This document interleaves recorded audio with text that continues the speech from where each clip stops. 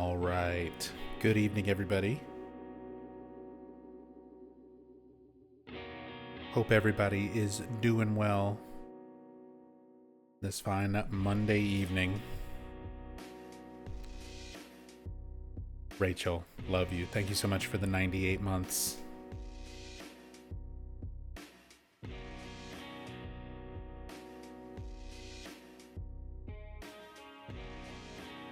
Hey, what's up, Duke?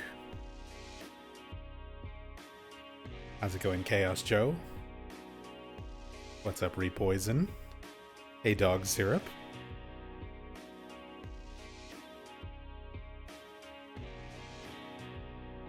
Good to see you all.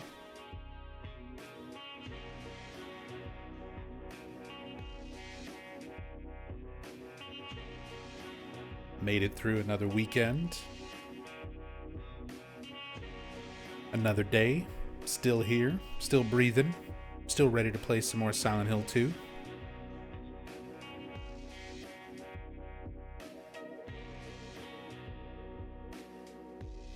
Got up early.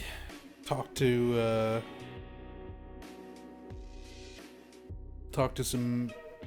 some doctors. Made some appointments. Got an appointment on Friday to see my cardiologist. Hopefully start figuring out some of my heart issues. And getting a referral to somebody to help hopefully figure out what's going on with my left limb issues.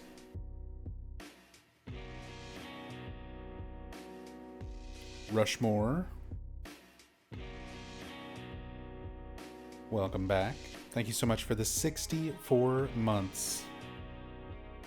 Thank you, thank you. Pretty swell to watch Nub early, then have time to burn dinner, come back and enjoy more Silent Hill exploration. Did you really burn dinner? I've been there. It sucks. Thankfully, Rachel was cooking tonight. Made us some spaghetti.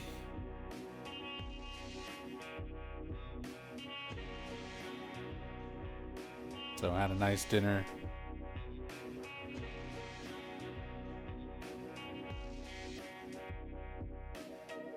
Ready for some Silent Hill 2. Gotta take care of yourself? Oh yeah, I'm trying. I am trying. We're getting a lot of stuff narrowed down. This week, I'm hoping we'll get into the cardiologist on Friday.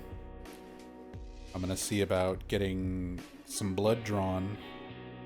My primary care doctor basically said to just come in whenever. I don't need an appointment. If I'm just getting blood drawn and lab work done. So I'm going to try and get that done some point, maybe tomorrow.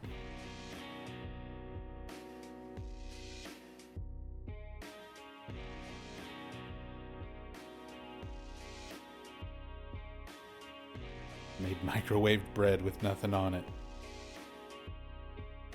The classic Tassadul dinner. Not even toasted, just microwaved.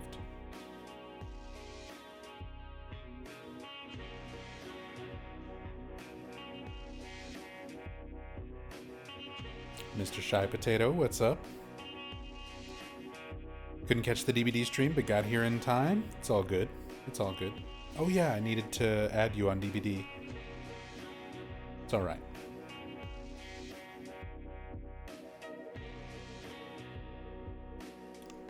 Nub, Death Stranding comes out in exactly 2 hours. Gonna play that anytime soon. And nope. Nope. I can't afford new games right now. I've got no money. The money that I do have is going towards medical bills and bills in general. And I just don't really have the time If it's anything like Death Stranding 1, you need to invest a lot of time into it to really get anywhere and get things done.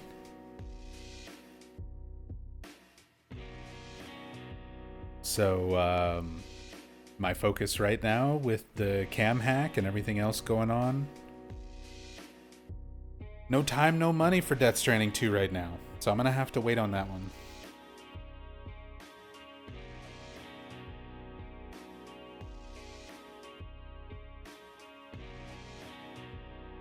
What's up, Lady Jagan?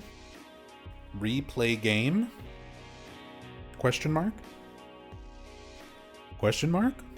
What do you mean? This is day 23 of an ongoing Silent Hill 2 remake cam hack playthrough.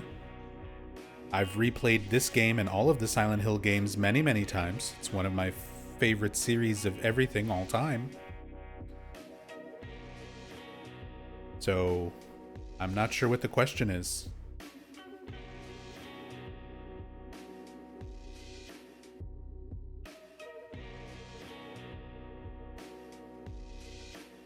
If I'm starting over from beginning today. No. No. We're 23 days in. I'm not starting over.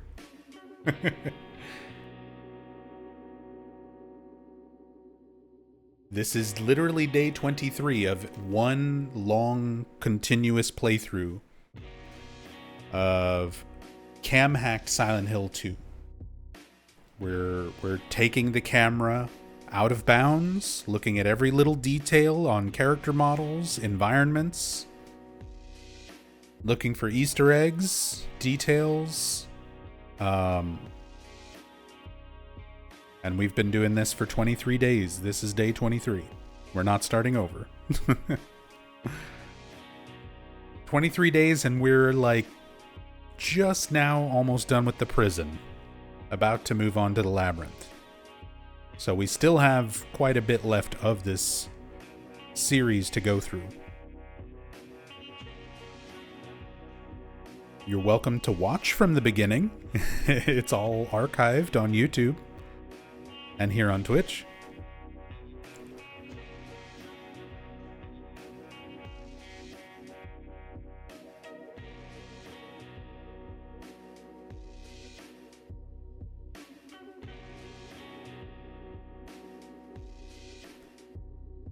We want canned light bulbs, and we want them now. Gotta be patient. Gotta make it to the hotel for those tasty canned light bulbs.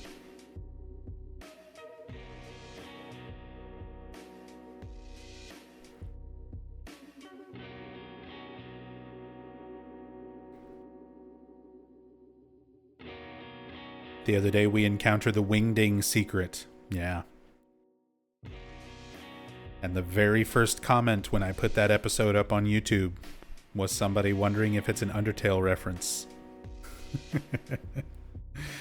God damn it. Shit like that makes me feel old. Like, Wingdings as a font has been around since 1990. I need everybody who's a 20-something and you were like 10 or 11 or whatever when Undertale came out fucking 10 years ago. I need you all to understand, Undertale didn't invent fucking Wingdings. Or Comic Sans. Or Papyrus, for that matter. Those things have been around much longer.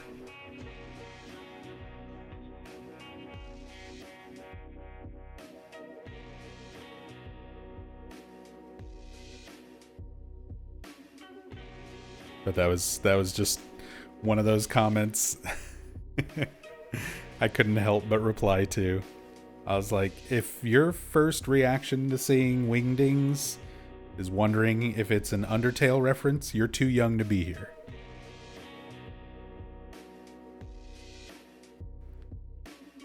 My streams, my videos, these are for 30, 40, 50 somethings. Not you young whippersnappers in your 20s who grew up with your Undertales.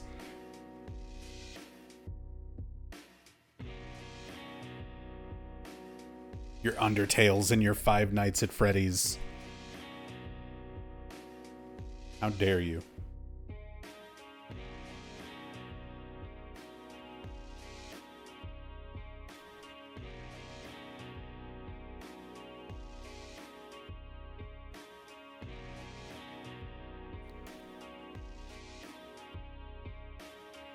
"22 though, what do I do? Banished. Banished from my kingdom. No exceptions, I'm sorry."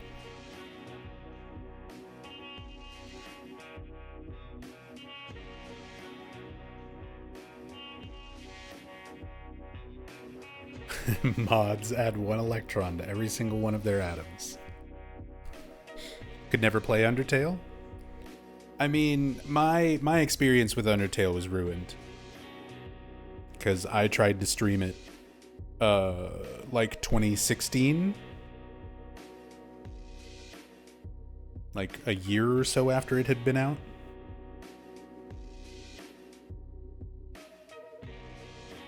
And it was immediately ruined for me by people spoiling stuff in chat. Because I went into it completely blind, not knowing anything about it. And like, instantly, people were like, "Are you doing a genocide run? Or a pacifist run?" And at that point, I didn't know how the game worked. I was literally just playing it like a normal RPG, because that's how you're supposed to play that game the first time.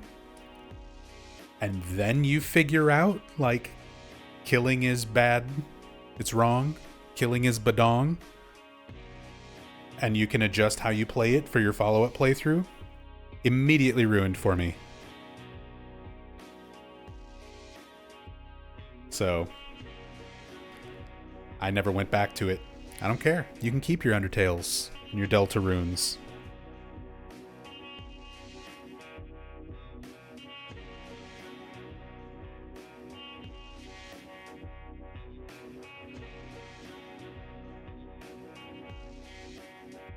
Some people don't know what the words blind playthrough means. I've figured out that the way that I want to approach games when I play them for the first time is just not compatible with streaming. So I just don't really do first playthroughs very much anymore, if at all.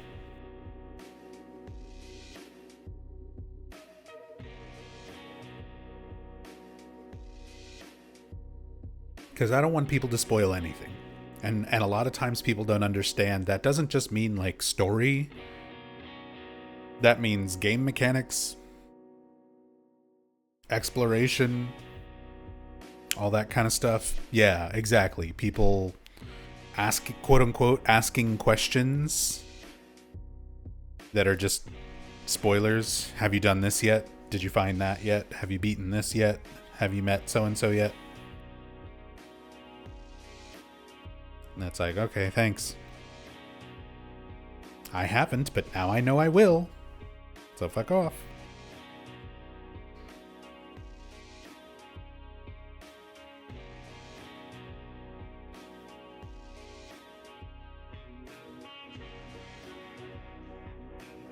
Any news? Silent Hill Volume 1. Do you mean the Silent Hill 1 remake? Nope. It's in development. It's Bloober Team. That's all the news we've got.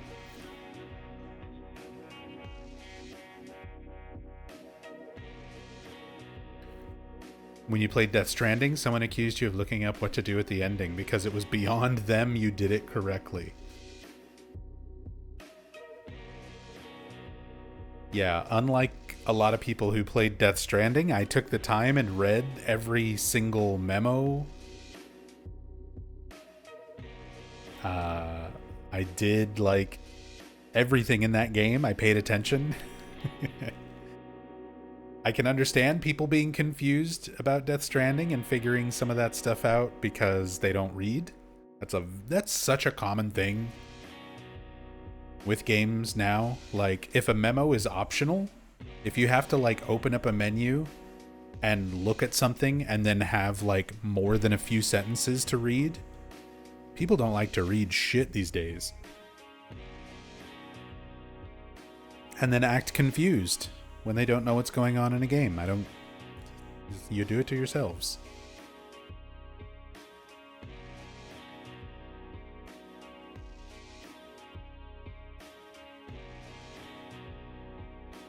It's the TikTok brain. The brain rot is real. Yeah, unfortunately. We live in an era of instant gratification. If it doesn't give me immediate feedback, then I don't want it. That's kind of the overbearing mentality, unfortunately.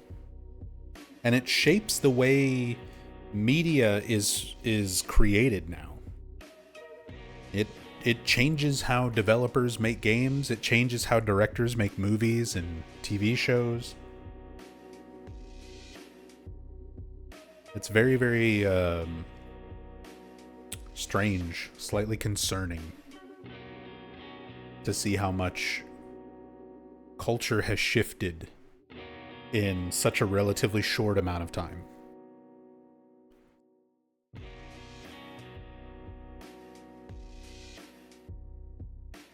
Just because of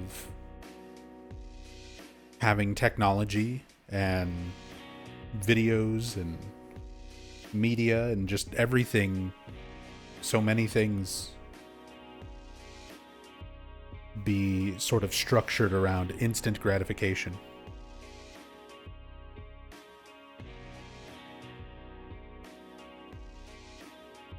Gotta slow down. Gotta take your time. Enjoy things. Read things. Absorb stuff. Think about it.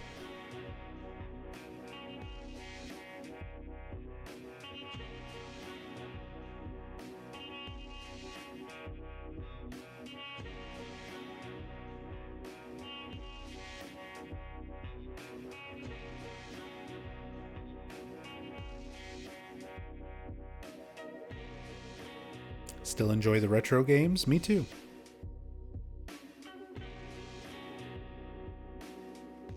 There's modern games that I enjoy as well. But you definitely notice things. How a lot of stuff has been sort of streamlined and not in like a good way. Don't get me wrong, there's good stuff to come from it too. There's a lot of quality of life features and things like that in games that are definitely nice to have, that have kind of come about as a result.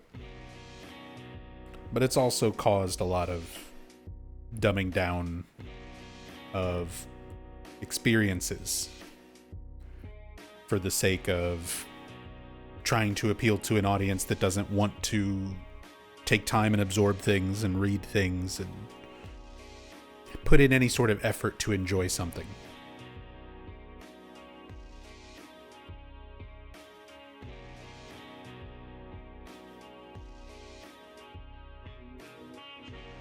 Anyway, I'm just old man ranting. Don't mind me.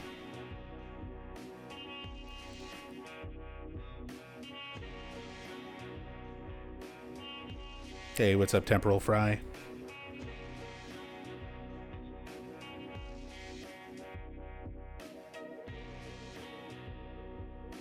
Not old nub, you're a youngster. Coming up on 38. Still got some months to go.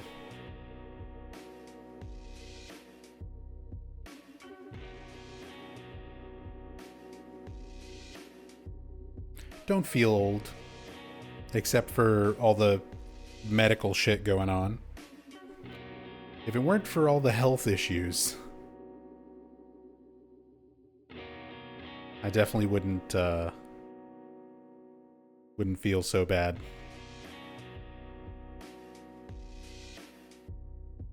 But it's an interesting it's an interesting time period to have existed in. I've had enough. I'm aged enough to be able to reflect on how much the world has changed so quickly in the last 37, 38 years. Like, the idea of having home computers was very first becoming a thing when I was still a kid. And now everything is computers. What they can do, what they're capable of, the fact that we all have little devices in our pockets that let us access the entire wealth of information of humankind, all in a span of like 2 decades, 3 decades. It's kind of crazy.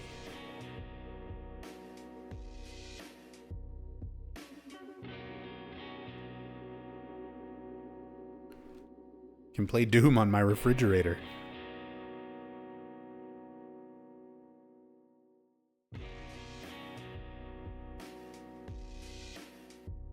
Teacher said I'd never have a calculator in my pocket. Now, not only do you have a calculator in your pocket, you have your teacher in your pocket.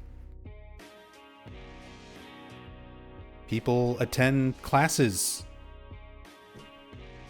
get their degrees, become doctors and lawyers and politicians through college courses that they're attending on their phones and on their laptops. It's more than just like the technological advancement in terms of like, oh, I've got a calculator in my pocket. You have all of human intelligence in your pocket. Everything. All of it.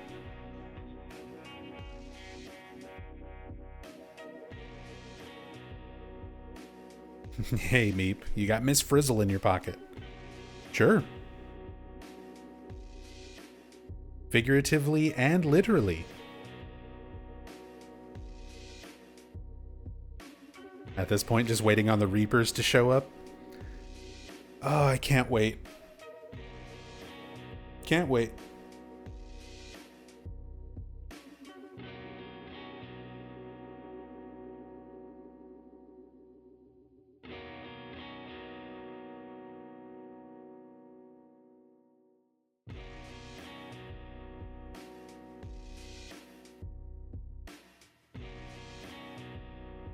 It's really crazy if you sit down and think about how far it's all come in 20 years. That's where I'm at. Like, in the last 20 to 30 years, stuff has advanced so quickly.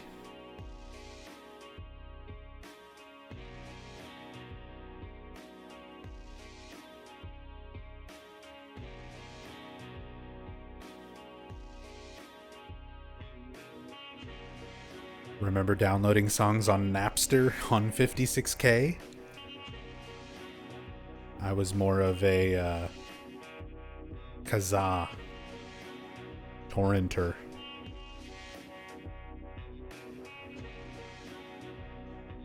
Yeah, LimeWire.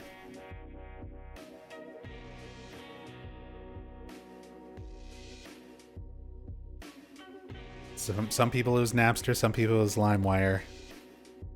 I was all about that Kazaa life.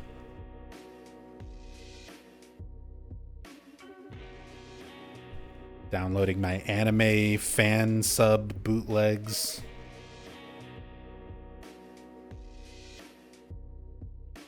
And my latest Linkin Park singles. Simpler times.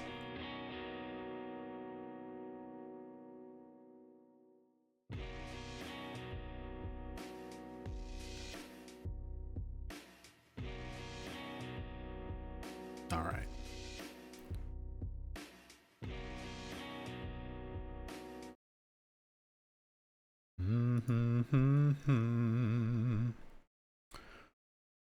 That song is from Silent Hill 3, which came out in 2003,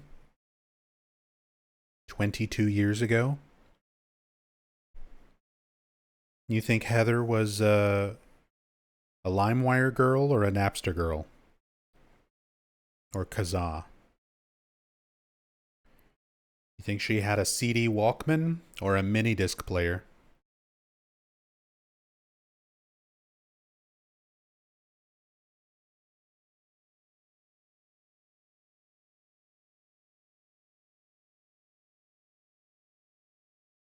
Heather was an Evanescence girl? Oh, absolutely.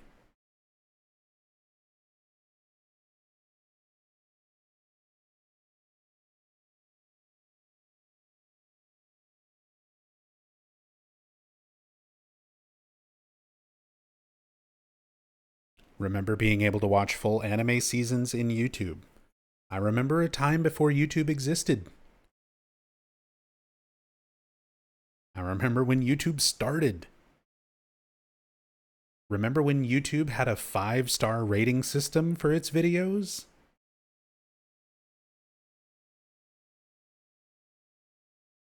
Shit, dude. Even just something like YouTube has changed so much.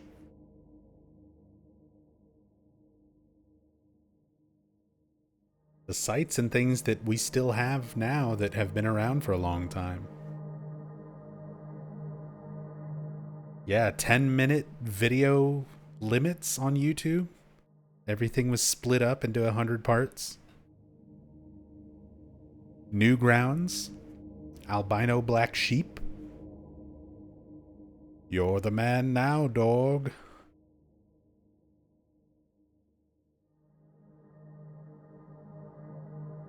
When Let's Plays were brand new.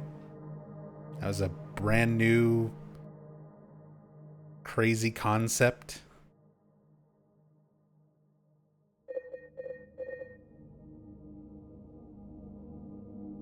Rare albino black sheep mention. The real ones remember.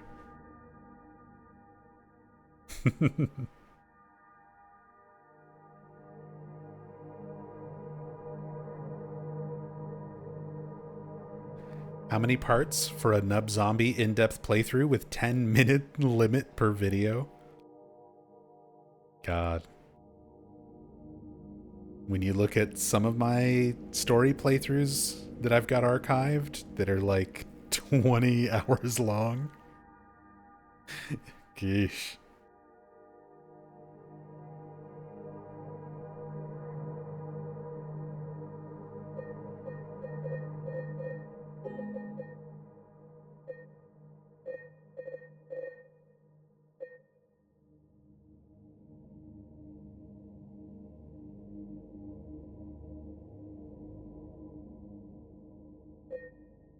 All right.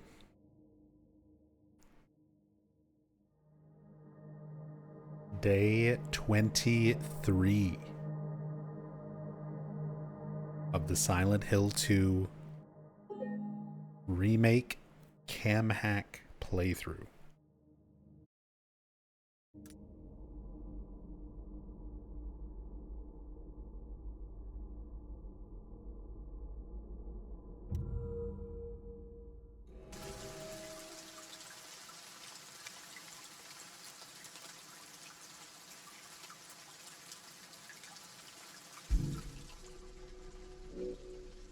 We have the lightest weight with 2 leaf buds engraved on it. And they sort of look like the shape of a heart.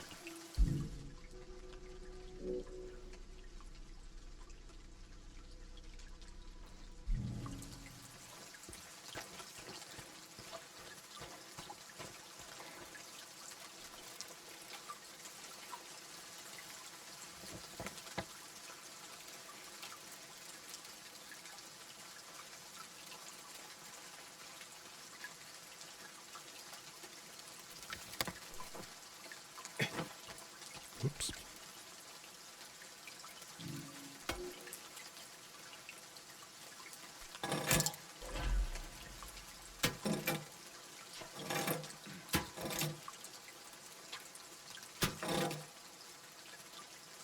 Not that one.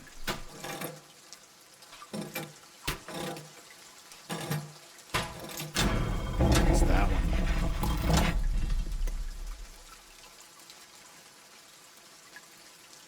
And we are given our execution lever. It's not too often that we have a key item that we pick up with both hands.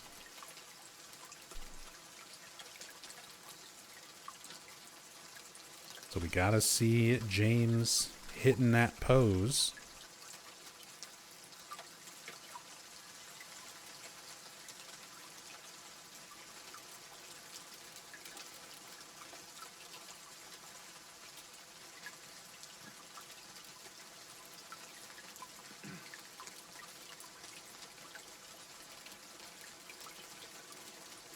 No fancy foot.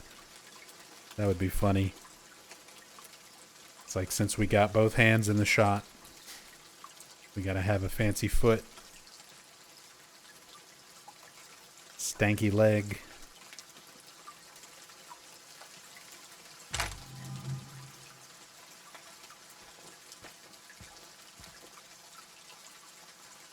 The statue itself, the arm rotates down to give us the lever.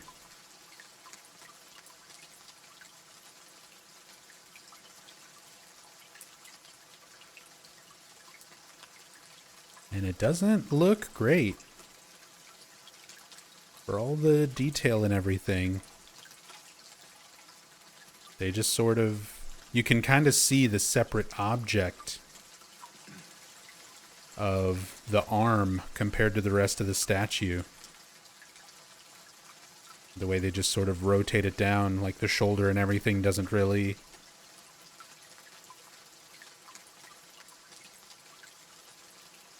have the detail of where it would rotate.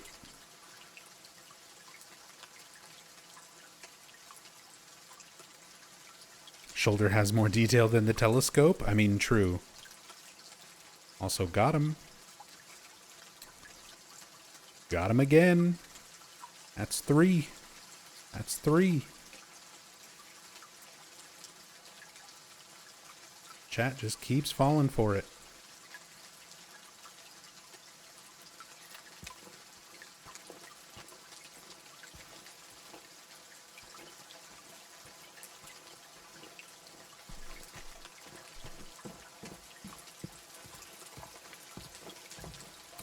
We did already look at this. We were taking a look at all of the little parts of this setup. Let's see kind of the area below.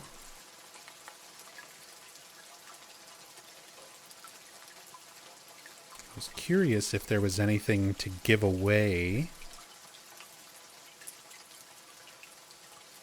Which is the correct one to pull.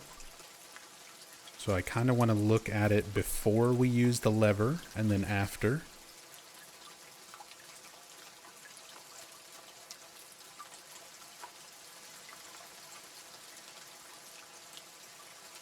And last time we did clip into this. You can see that all the text for solving this puzzle is already there before the doors ever open up.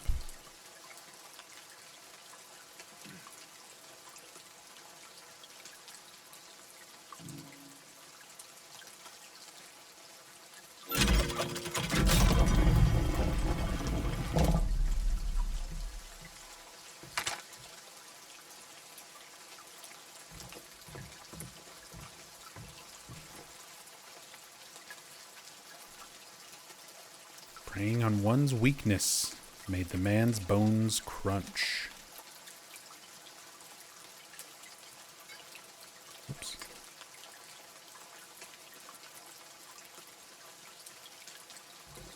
Let's actually zoom in now that we've got this open. Pull ye but once on a rope's frayed end, choose the one justified from among the damned. Seek out their tales, think upon each sin, or let blind fate choose, let the judgment begin. Solve the puzzle or take a blind guess, but you're looking for the justified criminal, which is definitely an interesting rewrite, sort of take on the original version of the noose puzzle, the innocent prisoner in the original Silent Hill 2. This one kind of emphasizing justification for what they've done rather than necessarily being innocent. Goes in line a lot more with the story and the game's themes between Eddie, Angela, and James. Everything that they've done. I feel like most people don't think that Eddie was justified in the way that he acted, shooting someone for bullying him. Most people will think that Angela was justified in defending herself against her abusive father. And then James falling sort of in between that.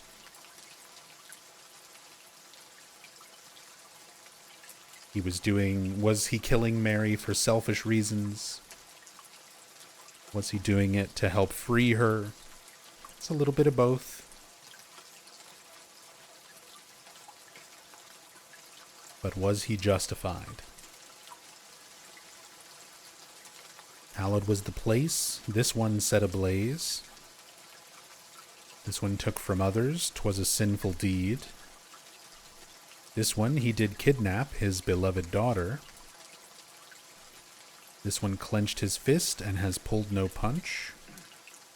This one dared to take his own mother's life. This one broke the lock to steal, I'll tell you plain. Preying on one's weakness made the man's bones crunch. And steal he did, a remedy to relieve the pain. In a fit of anger, bloody end he brought her. Did it just for pleasure, not over a strife. Stealing to survive, his hunger he would feed.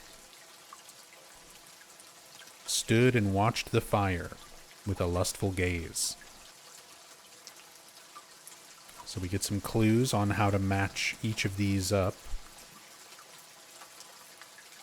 So let's start with ones like watching the fire with a lustful gaze goes with hallowed was the place, this one set ablaze. You also have each of these in rhyming couplets.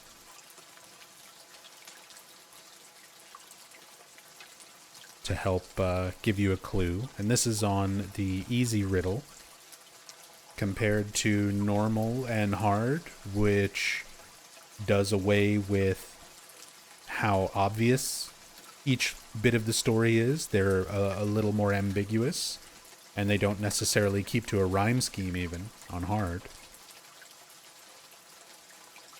But for easy, they give you a lot of clues. This one, for example, preying on the man's weakness, made the man's bones crunch. Matches the rhyming couplet with this one clenched his fist and pulled his punch. In a fit of anger, bloody end he brought her, which rhymes with kidnapping the beloved daughter. Because I think on normal or hard, there's a variation of this where the one who kidnaps the daughter is getting her away from the abusive mother, something like that. And steal he did, a remedy to relieve the pain. That's the one who broke the lock to steal.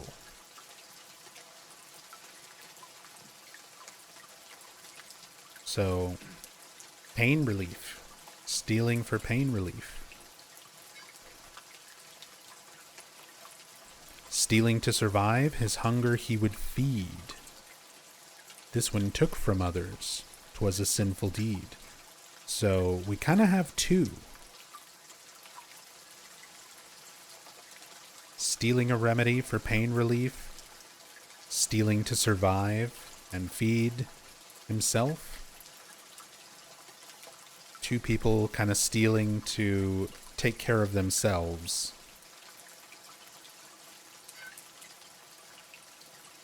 This one dared to take his own mother's life, did it just for pleasure, not over a strife.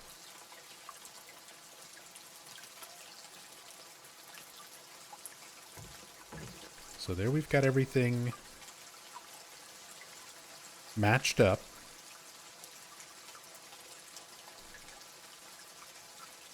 You also have a little bit of a visual clue, kind of where... maybe not. Is the texture the same on each one? No, it is a little different.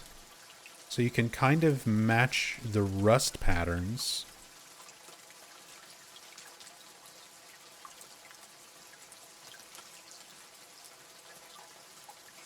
On each of the plates as well.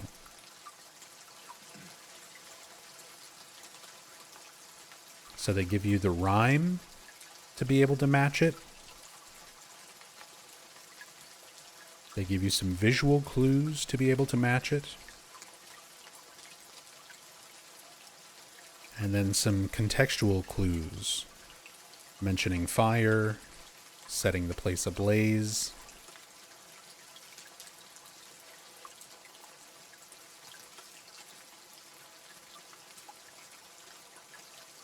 Pretty cool way to handle this puzzle. Was too dumb to figure out the hard mode and relied on the jagged edge. I mean, that's the thing. If you've still got a way to solve it. Because, yeah, hard mode, the writing itself is a lot more ambiguous. You don't have the rhyming scheme to, like, match stuff up off of.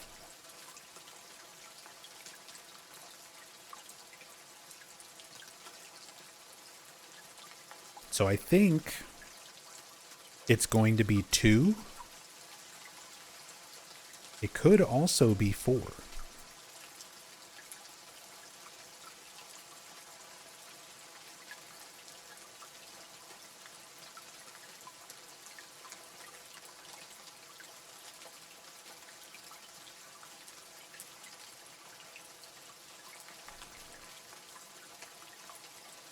Two gives you the clue of it being a sinful deed. But they're just stealing to survive. People just trying to eat. This one leaves out the sinful deed part. Breaking the lock to steal. A remedy to relieve the pain. Thematically also kind of goes in line with someone like Mary and her illness, being on medications, pain relievers.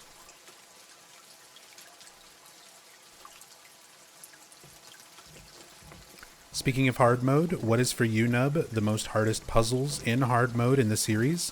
Silent Hill 3. Easy. Easily. Silent Hill 3's hard mode puzzles are bullshit. Shakespeare alone requires you to have at least some vague knowledge for Shakespeare stories outside of the game.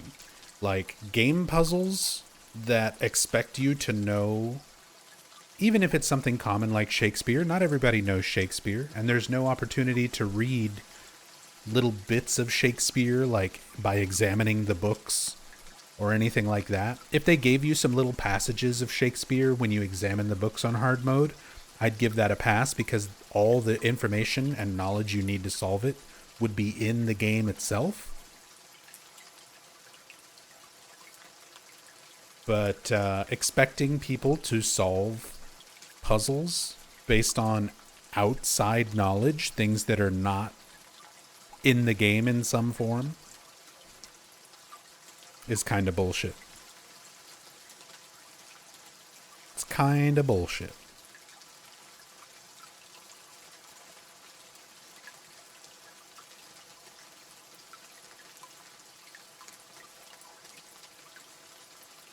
You better read Hamlet. Hope you paid attention in class. Yeah, that's basically what they expect of you.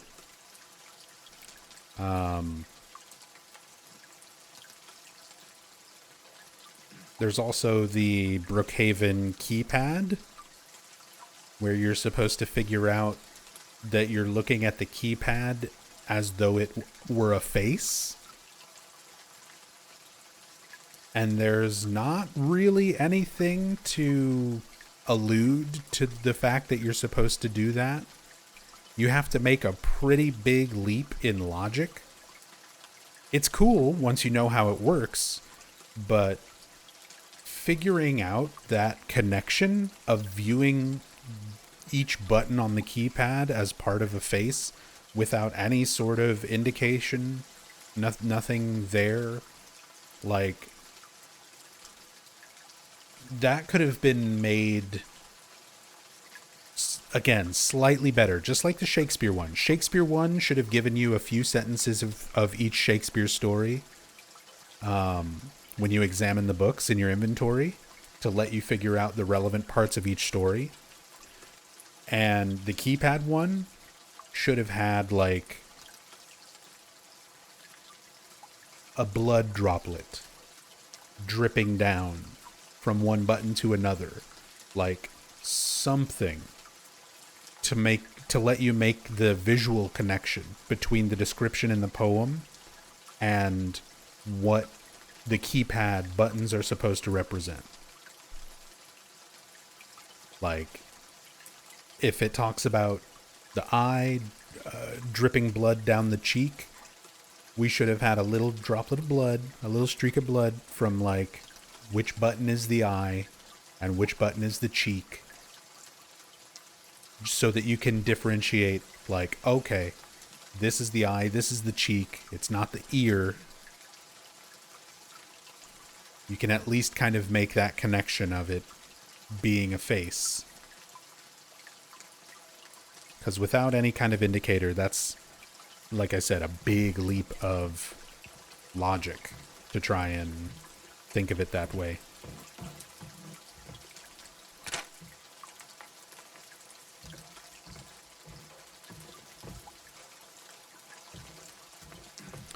Okay. Well, this, I think, is 4, but I also want to pull the wrong rope first because it'll drop us into an area that I want to look around and explore with the free cam.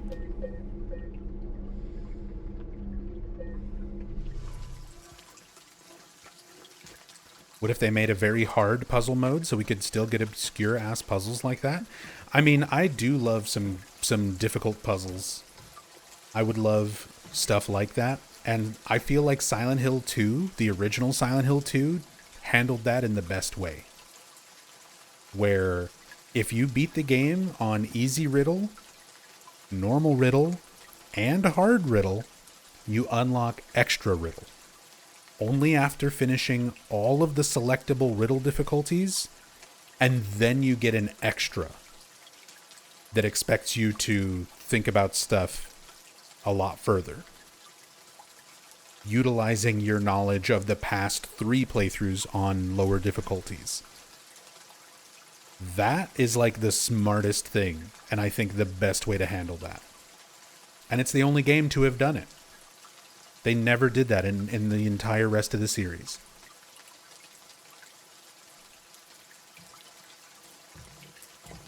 I'm really surprised they didn't do that for Remake.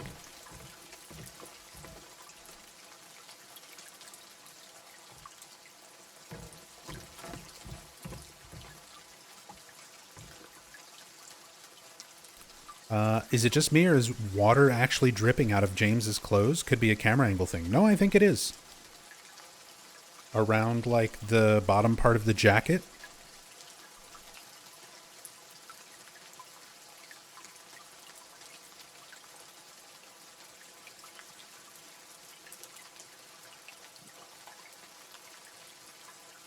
Oh, maybe it is kind of a camera angle thing.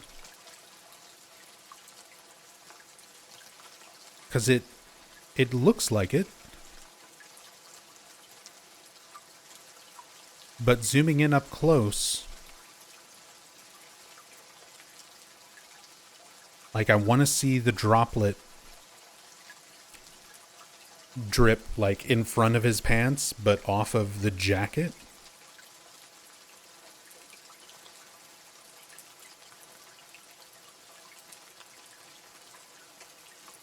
And when you zoom in like this, you don't really see it.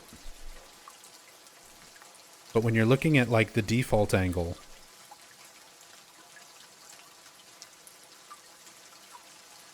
it looks like it is.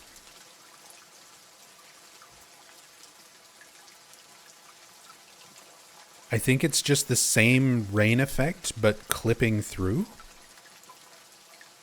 Or maybe it's a distance thing, because we have noticed a lot of effects are relative to the camera position.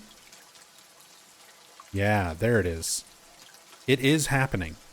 It just goes away when I move the camera. So it's an effect that is taking into account the position of the camera.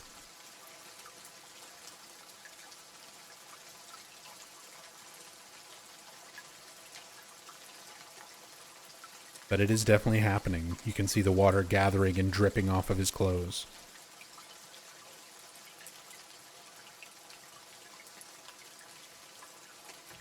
Definitely a nice detail there. Alright, let's pull this one. Let's also zoom way out so we can get a little perspective on this cutscene. And the noose is floating into position for this to even work.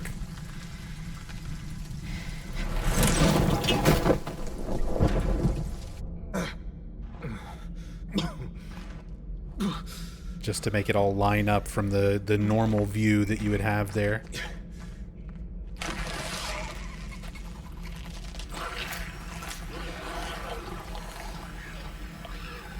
Hey, Kikyo.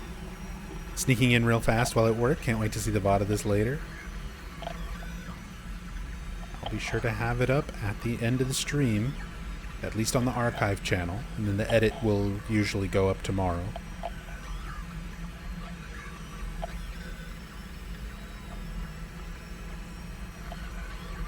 Yeah, we're dropped into this little area. Bunch of enemies.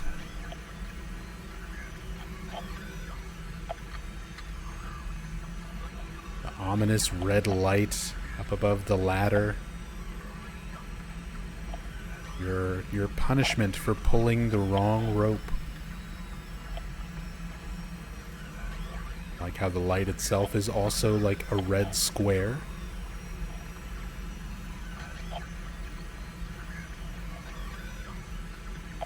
Interesting texture. For a second there, I thought it was a photo of like a landscape or something. I think it is just kind of like a dirty, scuffed light cover.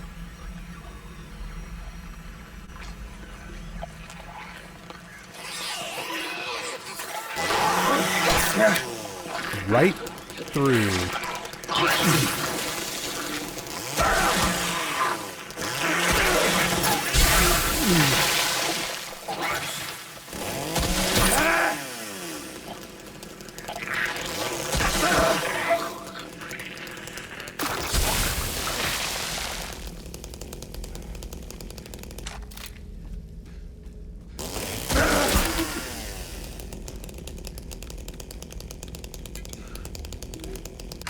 Get some supplies and things for the sake of it.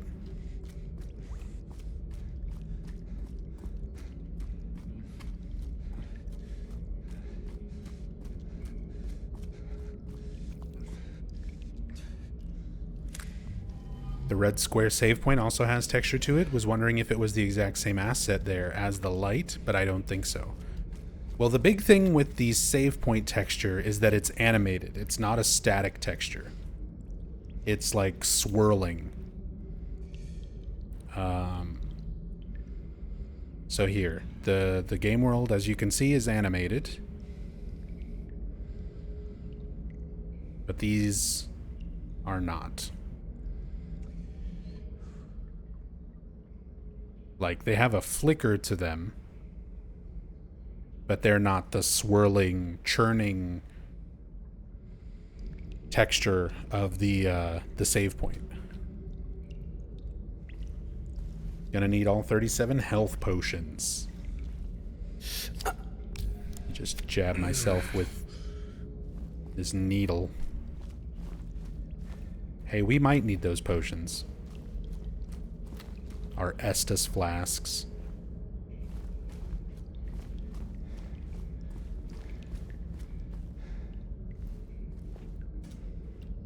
Our nutritional drinks and syringes.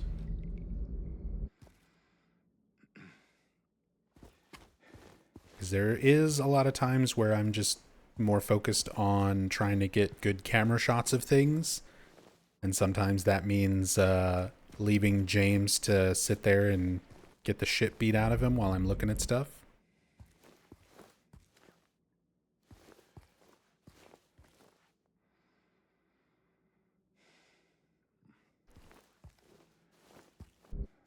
But since we can clip into these little barred cell areas, don't have ampules in this, they made syringes instead. Yeah, we don't have ampules and we don't have first aid kits. They reduced the number of healing items from 4 down to 2 for the remake.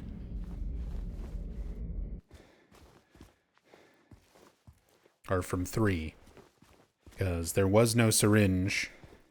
It was just the ampule.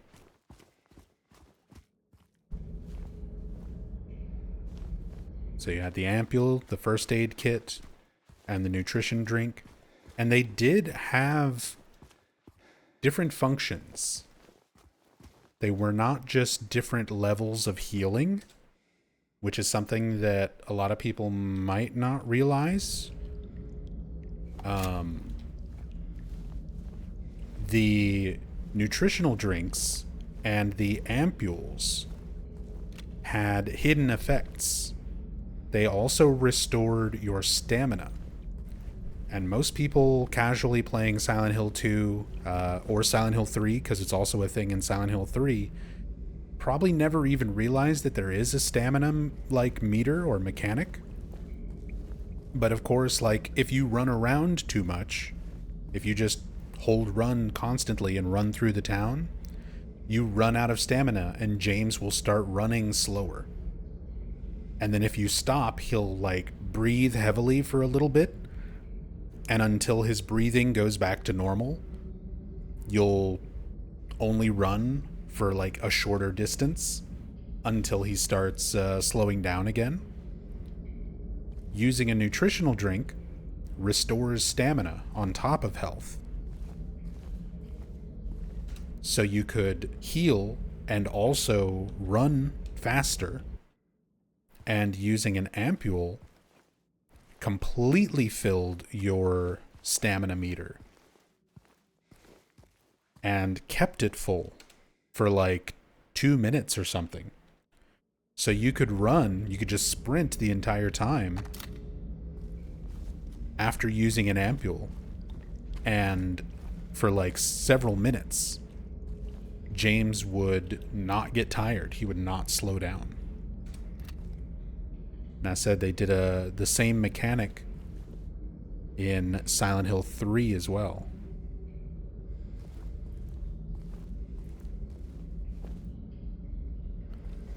Jaden Daniel, welcome back. Thank you so much for the 3 months prison break. It's about that time. We are almost out of the prison. Was gonna say if Silent Hill 1 doesn't have that as well, but no, Harry just breathes heavily. So yeah, if you stop running after sprinting for a long time in Silent Hill 1, Harry will breathe heavily, but he never slows down. You can hold run for the entirety of Silent Hill 1, and Harry will always move at a consistent speed. There was a way to turn the meter on in extra options, right? In Silent Hill 3, if you finished the game on hard mode, you got the option to turn on visible UI. So you could see your health bar, you could see your stamina bar, you could see all that. Silent Hill 2, it was a thing, but it was not an unlockable. It was hidden in dev codes along with the minimap.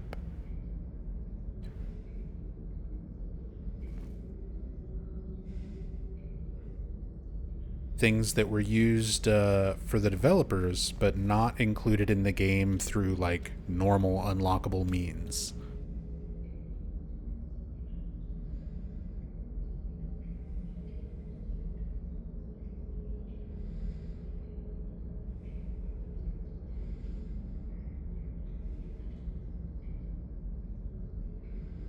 Harry was a healthy man. That man could run. In terms of stamina, Harry Mason was unstoppable. And on the opposite end of that spectrum, Travis Grady was an overweight trucker who smoked and drank and sat on his ass in a truck all the time. And he could only run for like 10 steps before slowing down.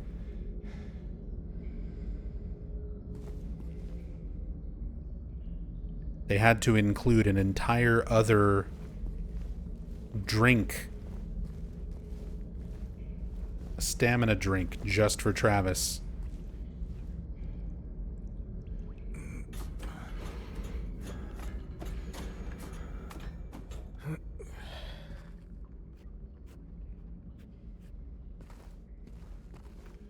The power of dadhood. Jeff Cray, is there a video out there on Nub's thoughts and expectations of the Silent Hill 1 remake? I mean, the closest thing currently is just my my video reacting to the Konami press start, which is up on YouTube.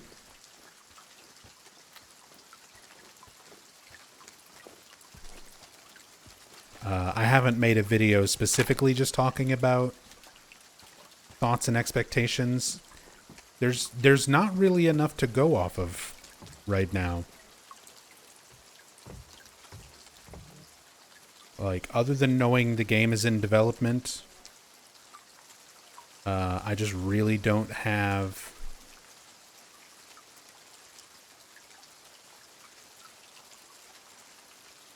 anything to go off.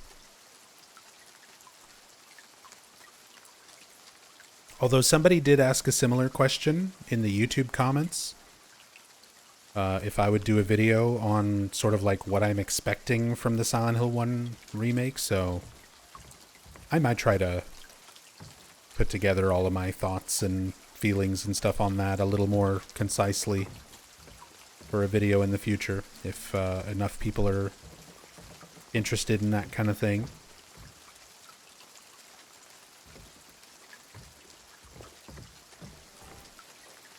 Am I also going to stream the Silent Hill F panel on July 4th? Don't remember at what time it starts.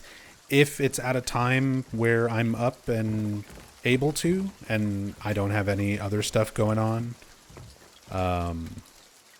because I might have potentially some doctor's appointments and things like that, then yeah.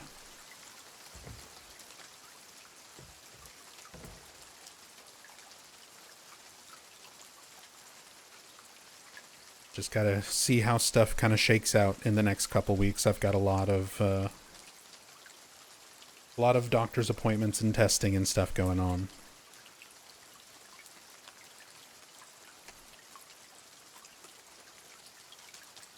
Wonder how much of Origins Silent Hill 1 Remake will acknowledge, if any at all. I imagine similar to the way Silent Hill 2 Remake has lots of little references and nods towards like all the other games and stuff in the series, they'll probably do something similar with Silent Hill 1. We'll get some little references to things from Origins and Silent Hill 3 and stuff that's a little bit more intrinsically linked to Silent Hill 1. Probably some nods to the play novel.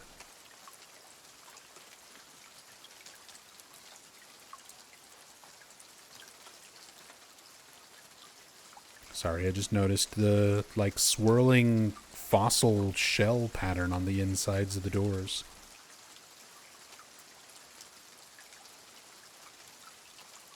Kind of neat looking. Not anything that's on, like, the outside.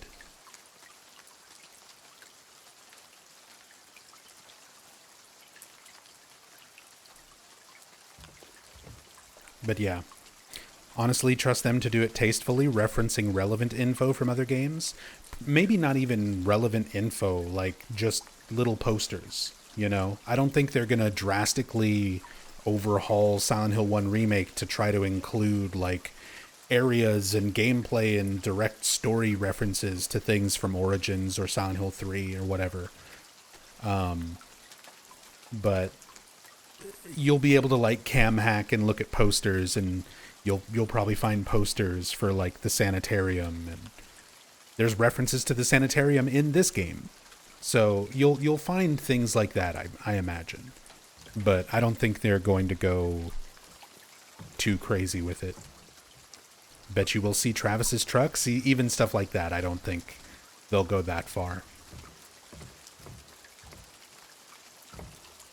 I don't think they'll be super obvious with any of it.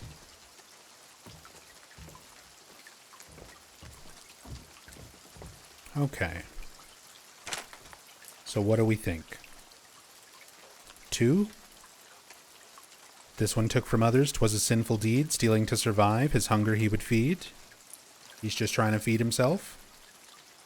Or this one broke the lock to steal, I'll tell you plain, and steal he did, a remedy to relieve the pain. Stealing food or stealing painkillers? It's gonna be one of these. 2 or 4, chat.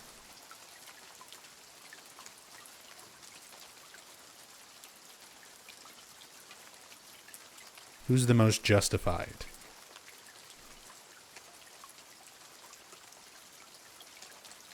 Stealing food to me seems like the more basic human survival aspect, more so than pain reliever. But pain reliever is also, again, something sort of relevant to the themes. This one mentions it being a sinful deed. This one does not.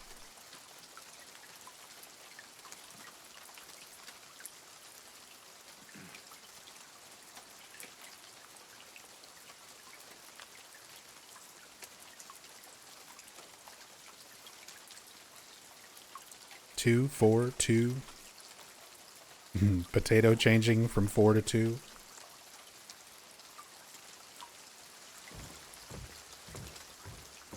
Let's try 2.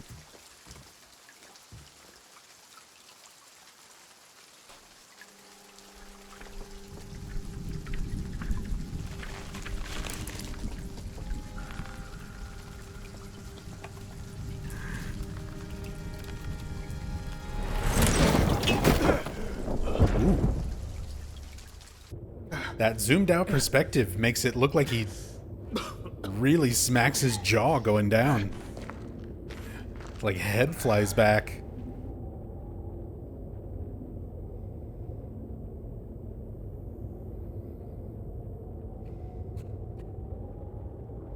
His neck is broken.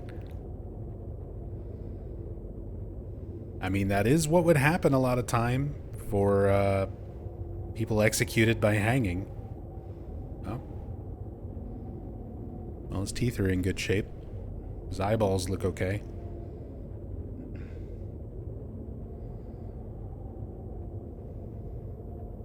Should have put a bruise on his chin after that.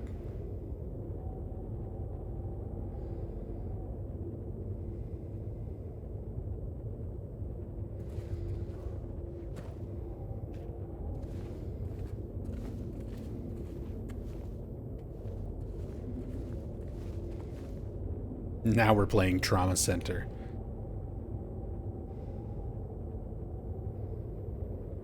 I love that game, but it is so fucking hard. And I've only ever played the first one on DS. Never played any of the sequels.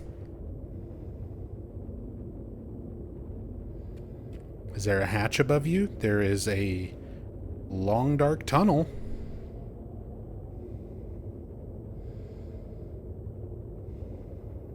I'll go up as far as it goes. But it appears the game world stops rendering. Right there.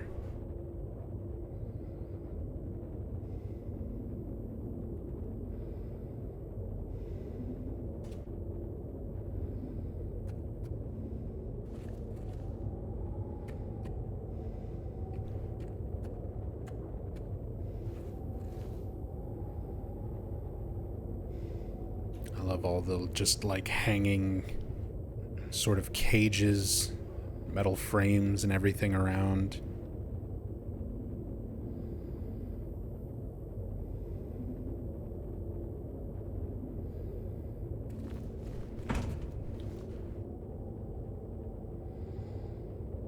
Oh, nothing really rendered behind the doors, but there is like a little tiny little floor there.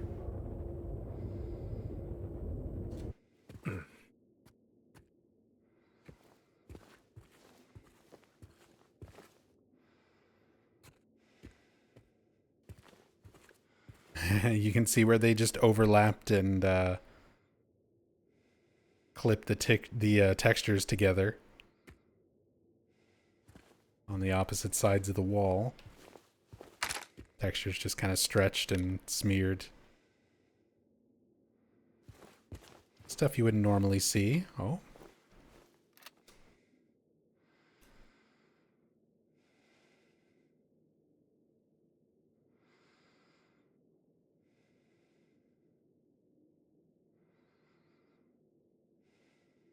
Wow, they already have this whole part rendered.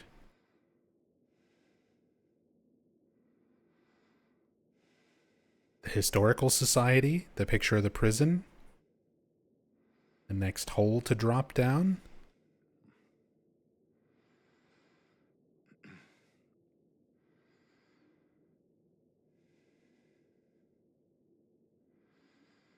That's pretty neat.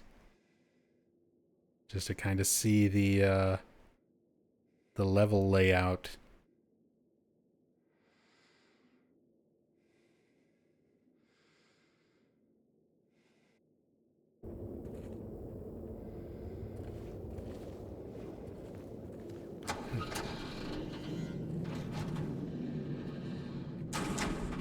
I actually missed something here on my first playthrough.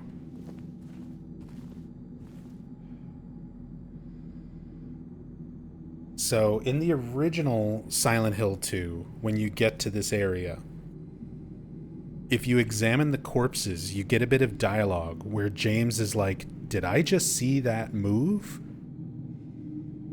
And then he's like, "No, it must be my mind playing tricks on me."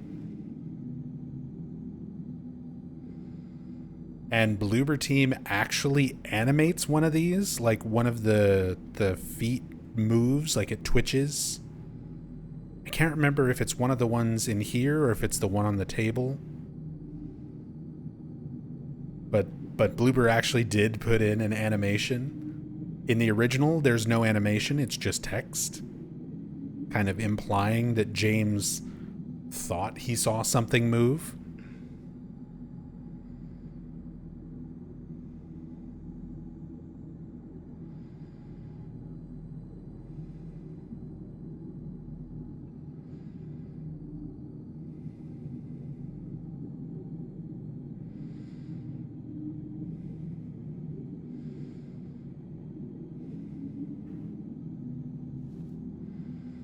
Try and see if there's much of a body or anything. Nope, it's just feet up to the shin, poking out, and then the rest is just shaped. covering, similar to the blanket covering Mary in the backseat of James's car. Like, her model's not actually under it,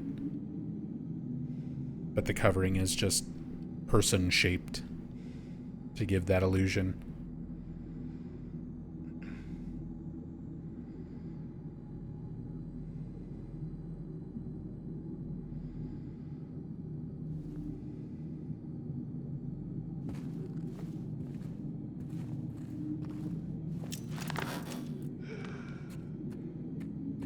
Oh, I think I missed it again.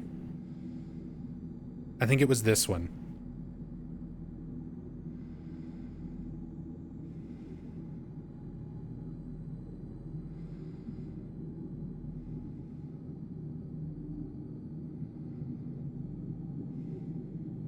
Because you get the little flashlight going off just for a moment. Here, I'll reload just so we can try and focus the camera on that a little bit better.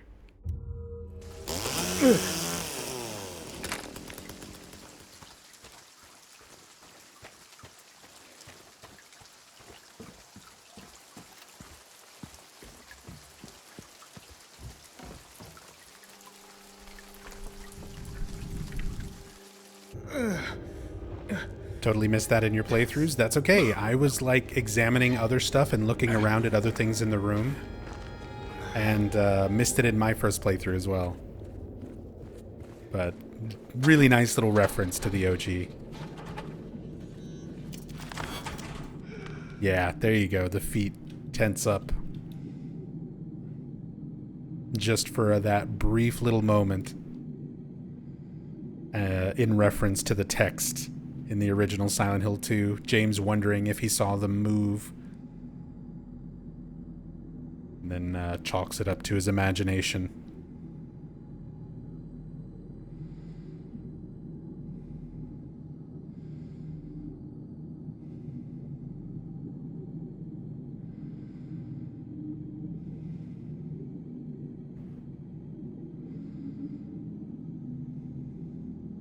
Yeah, there's like a breathing.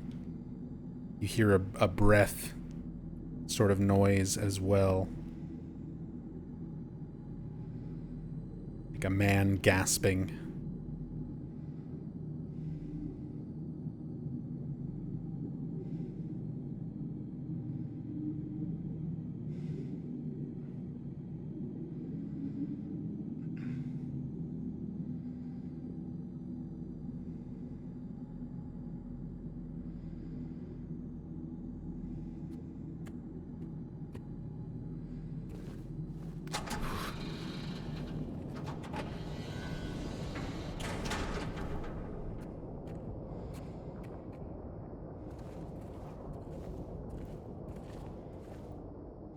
Used to be some text here with James trying to figure out, like, this corpse into this hole?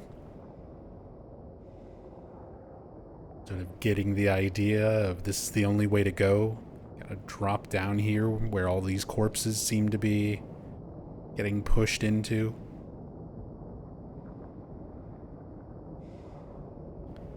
The good old corpse disposal chute. Just like the water prison in Silent Hill 4. Have an entire puzzle based around this concept.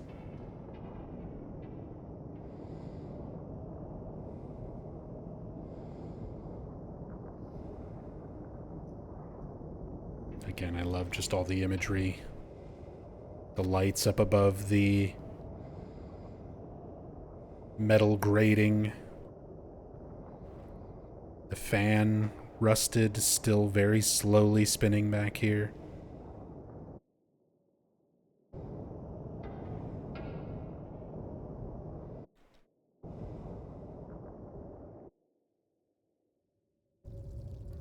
And again, it's so funny just being able to see James is actually up there. Where we'll eventually wind up after he jumps.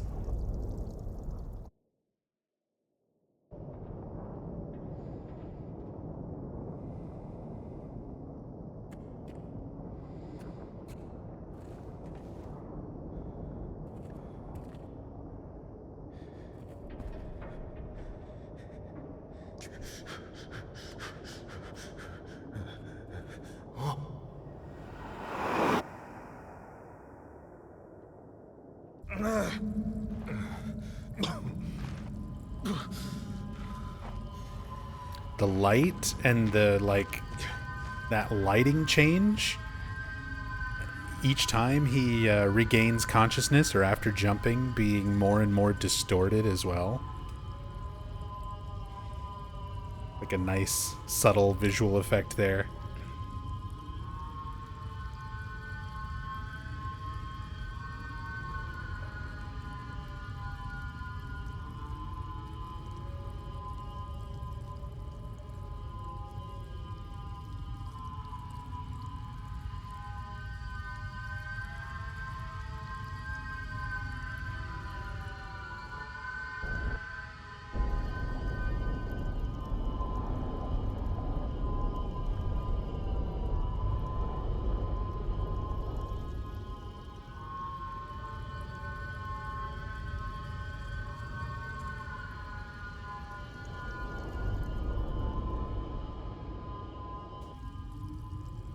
So creepy, this track.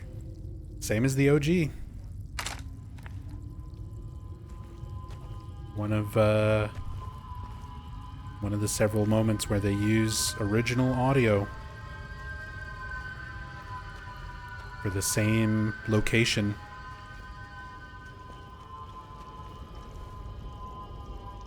Like, a lot of tracks were redone and re-recorded, but there's definitely a lot of places where they just use the original audio, and this is one of them.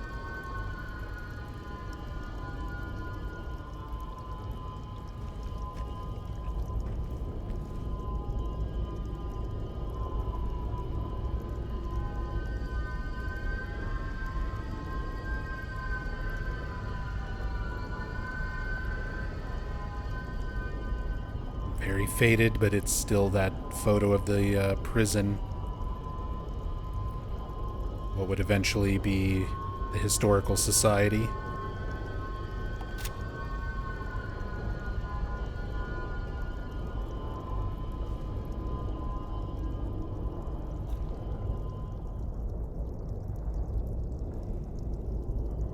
Gross water in the sink.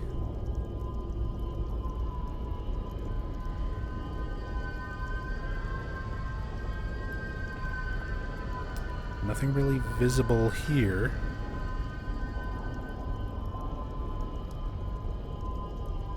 So I think we get a complete location change after jumping here.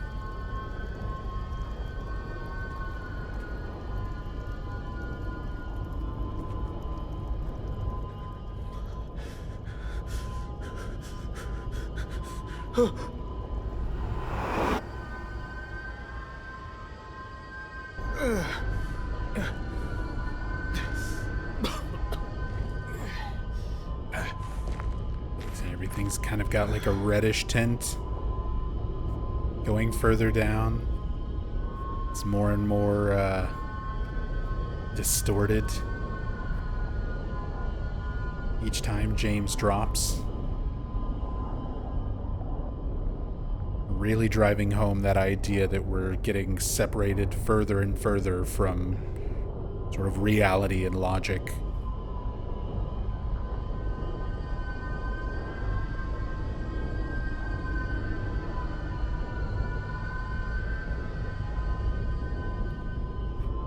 And the elevator, similar to the super long staircase leading from the Historical Society down to the prison, all being one long, continuous, rendered area. Not just a visual trick. The original Silent Hill 2 has the elevator all fully rendered, where if you clip the camera out of bounds and looked at the elevator shaft from outside, you can see the full thing. Here, that doesn't seem to be the case. As soon as you clip out of the elevator, you don't see anything rendered. So this one might actually be handled differently, rather than just like a long, continuous, fully rendered trip.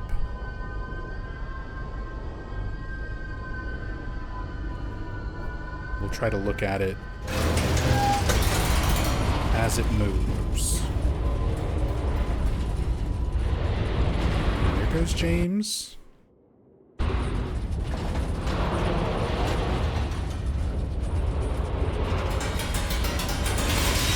He's moving.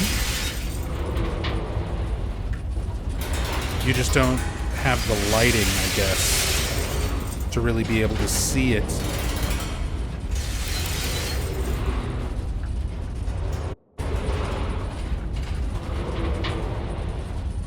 Thought they did the same?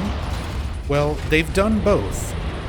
They've done the visual trick of basically having an elevator just sort of be a hiding or masking a load screen while they move you to a new area. And then they've done an actual physical elevator that moves your character model from one floor to another.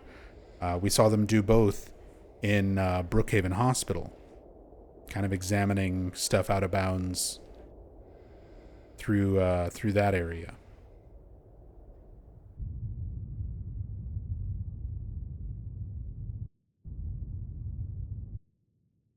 Oh.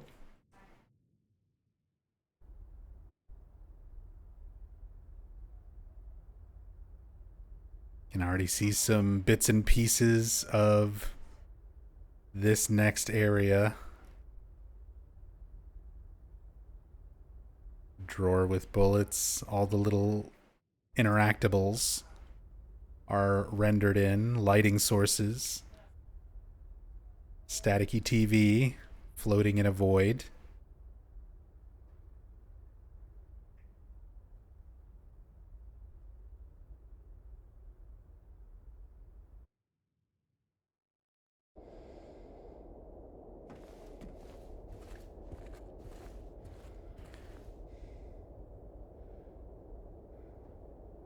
Do we have the newspaper?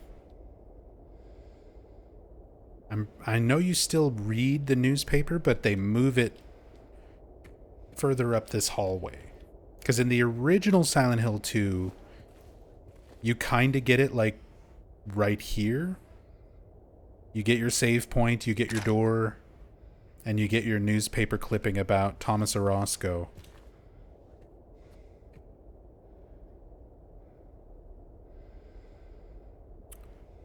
We have this newspaper, same bundle of newspapers we've seen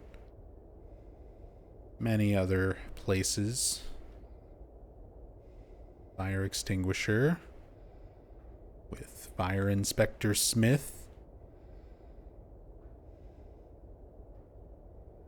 Same assets that we've seen in other places. We've got light bulbs, not in cans.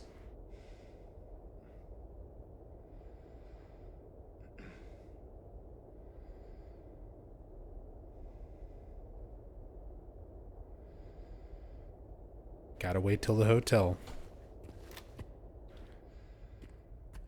Could the fire extinguisher be a nod to Angela's otherworld? Possibly.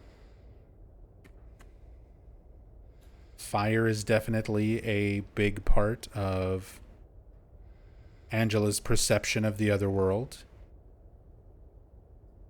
So having something like a fire extinguisher in the first little bit of environment here would make thematic sense.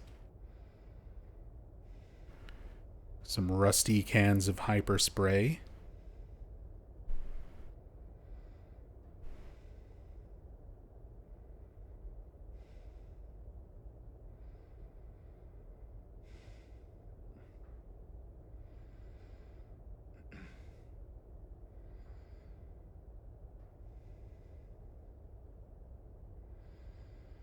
We do have some newspapers, even if they're not legible.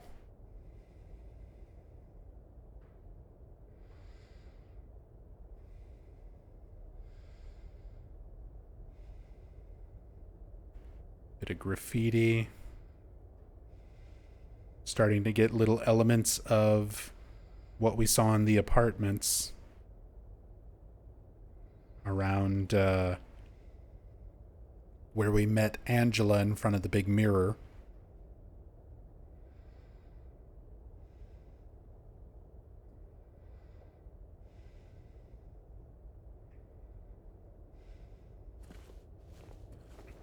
Hey, what's up, Hank?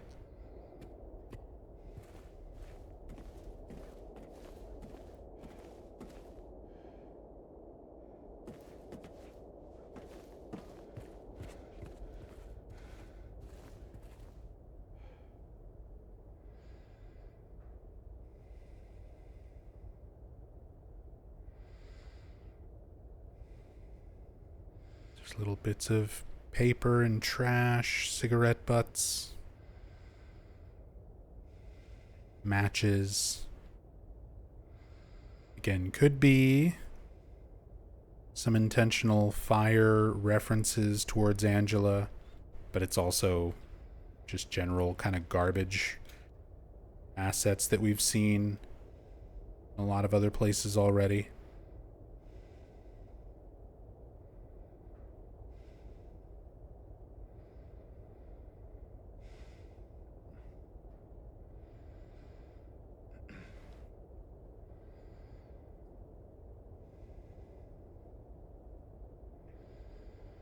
It's one of the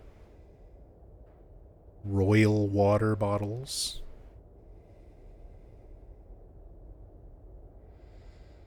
Some more things we've seen in some other spots.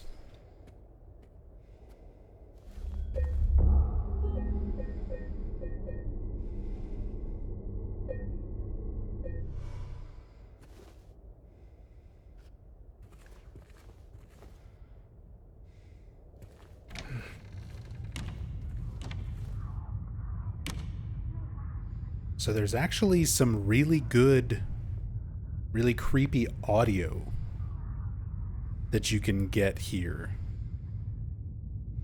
Where you hear Angela's father saying things to her. And I'm not sure how well all of that will come across, because I think it's built into the ambient track. So I can't really adjust the audio to hear it more clearly.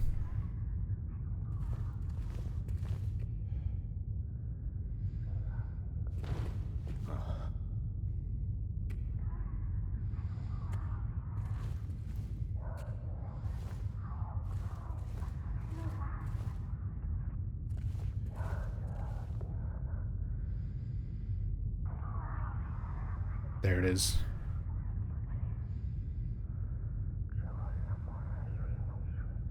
So I'm going to mute my mic. I'm going to turn the game audio way up. You can hear whispering. His voice whispering things to Angela.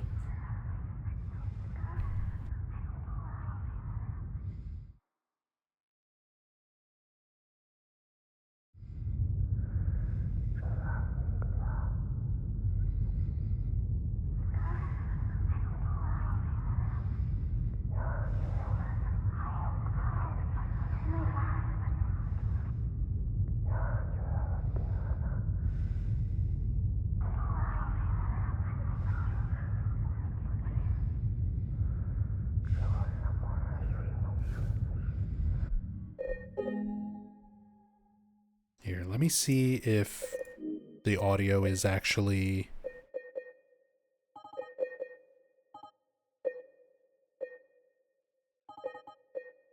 part of this.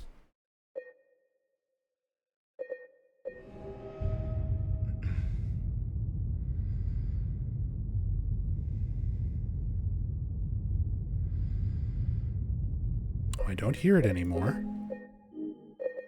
It might be an effect.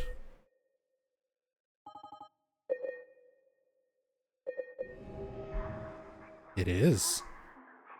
So we can isolate it a bit more.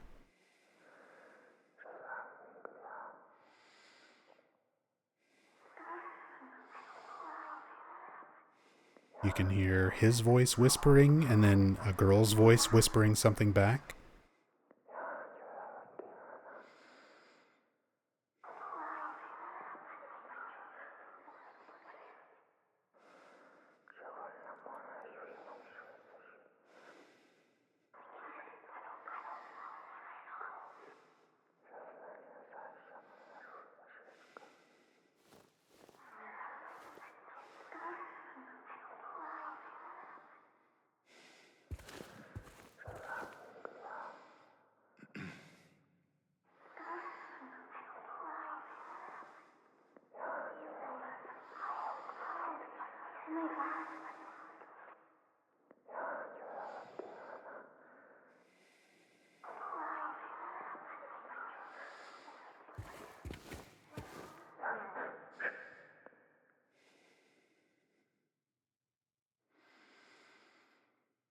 And then right there, when you examine, when you actually try to push against the door, it sounds like someone's coming. Shh.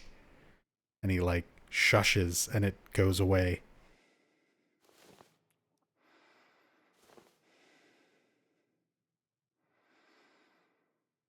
Such a creepy detail.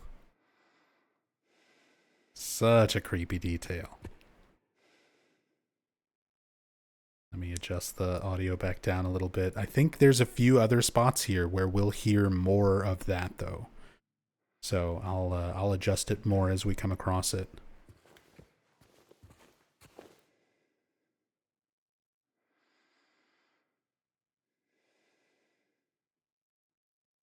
And again, we can see some of the next area rendered in.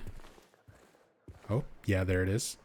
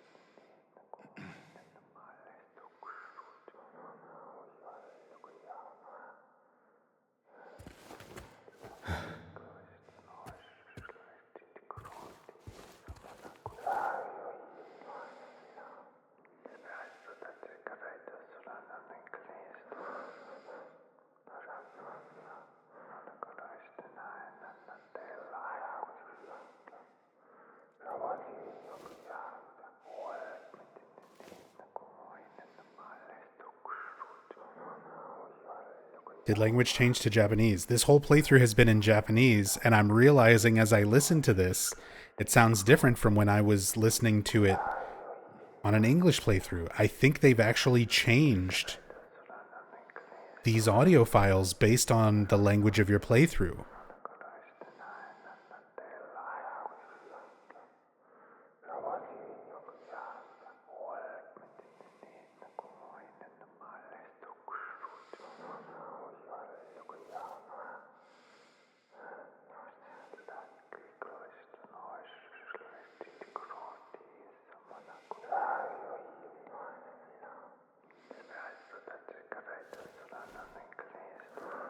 Yeah, it sounds like Japanese.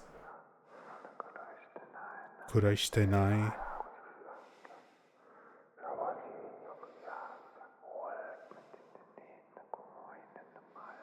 Okay. So I'm going to wonder what the English is? Well, we can find out. So I just made a save before we started this hallway. Thankfully, there's a save point right there. So we can change the audio language back over to English. And then load that save and listen to it in English. And verify if it is different. Or if it's the same sort of Simlish Animal Crossing speak.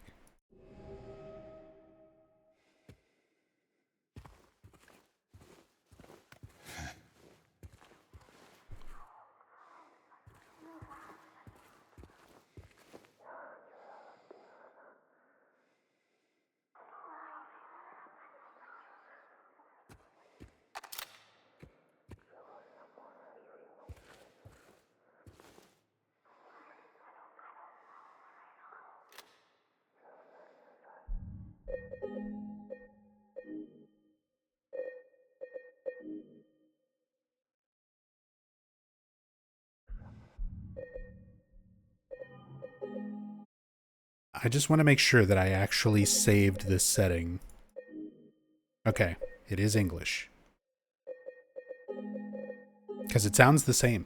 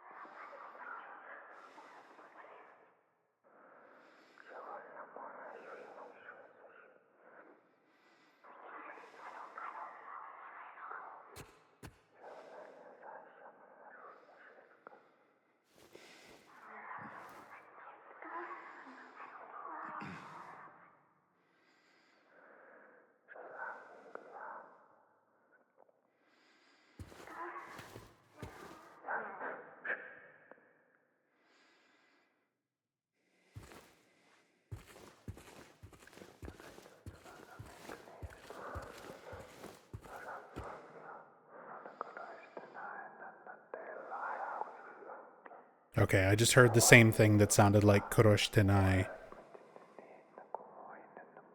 So it's the same audio, regardless of language.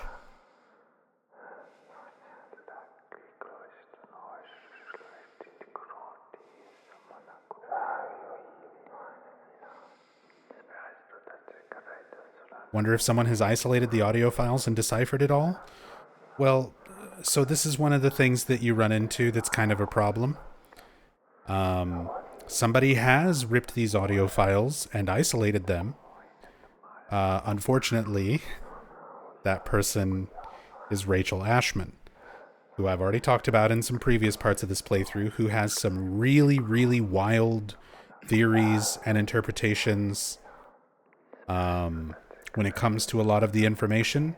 She's very, very good at data mining and finding these things, but is really bad about interpreting and enforcing her theories based on her findings on other fans, and gets into arguments with people who disagree, even developers. So the files themselves have been ripped and isolated, but I would not use her interpretations as what they may actually be, because I'm listening and trying to hear it, and it sounds sort of like nonsense, or at the very least like not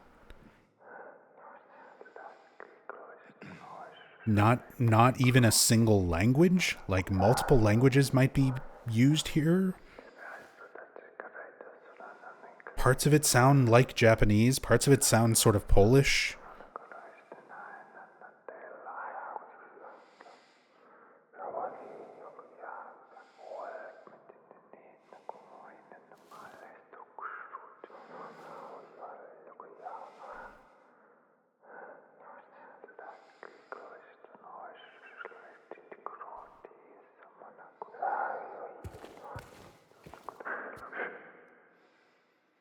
And then same thing, you examine the door and you get that that shh.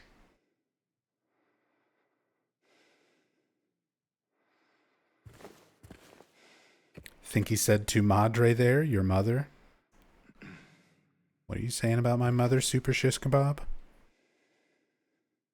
Tu madre primero.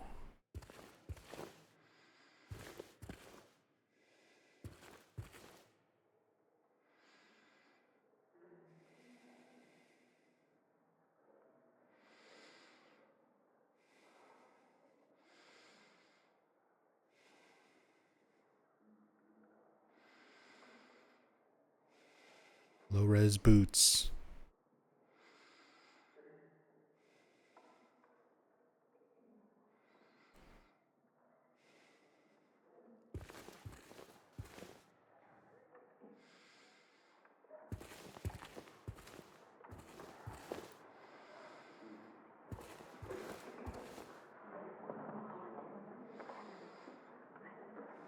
Yeah, considering the recurring use of the fire extinguishers and everything like that, definitely feels much more intentional as this goes on.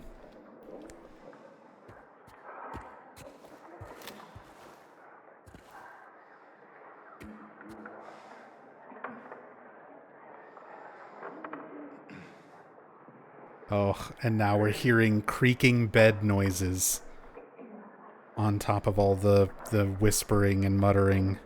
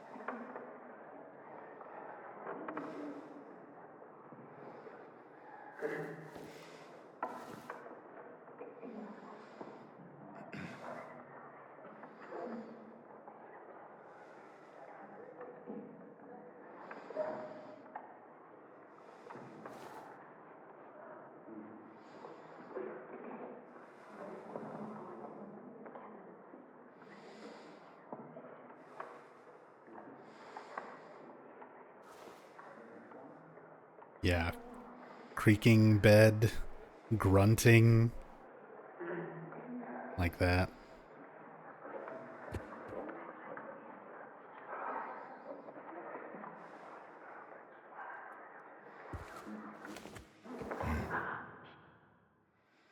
And same thing, the gasp and shushing.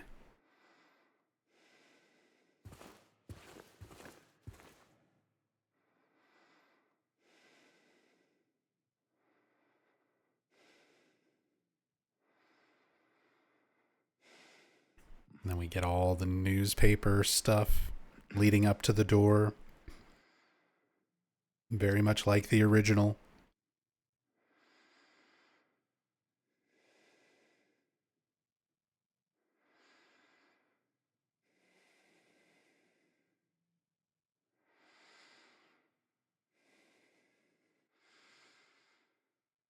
Just want to give Angela a big hug. I don't think she would appreciate the touch.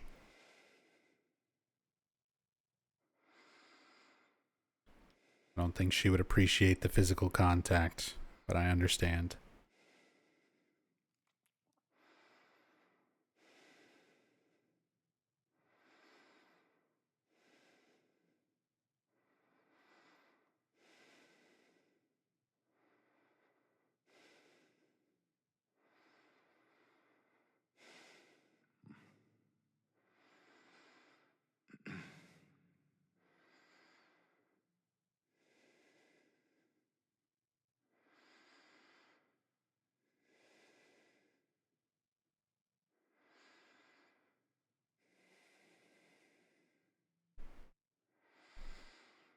Was going to die. Something I didn't want to. Something.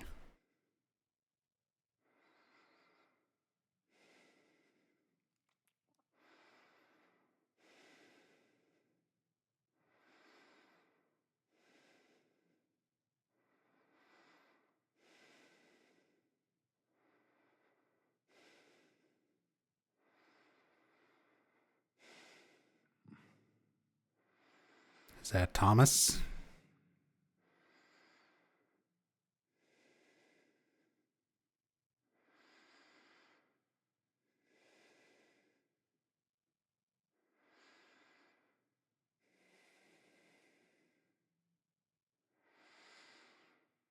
Yeah, I can't really make out the last word.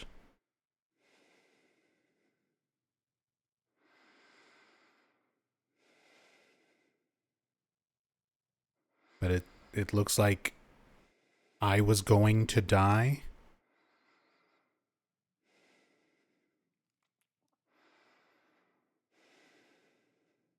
and I didn't want to something.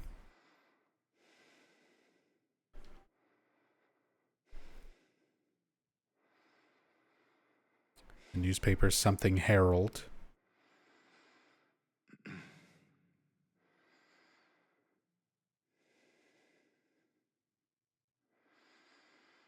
It's the hospital director. He's everywhere in this game if you ask certain people. We just got done talking about how I appreciate a lot of the data mining that Rachel Ashman does, but I very strongly and thoroughly disagree with a lot of her interpretations of the information and theories around most of what she finds.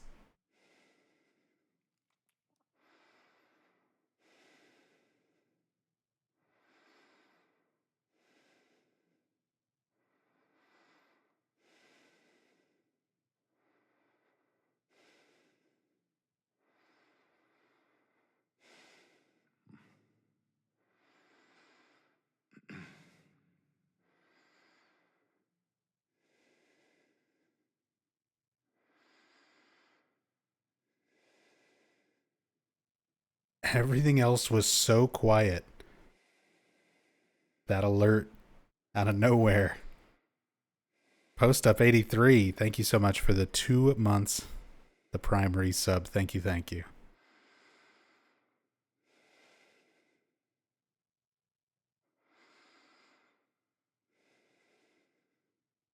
I had that moment of like, what's happening?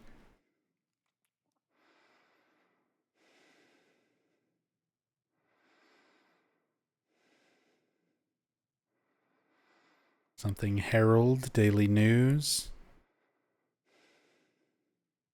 Silent Hill, Herald, Daily News. It's like the S, the H.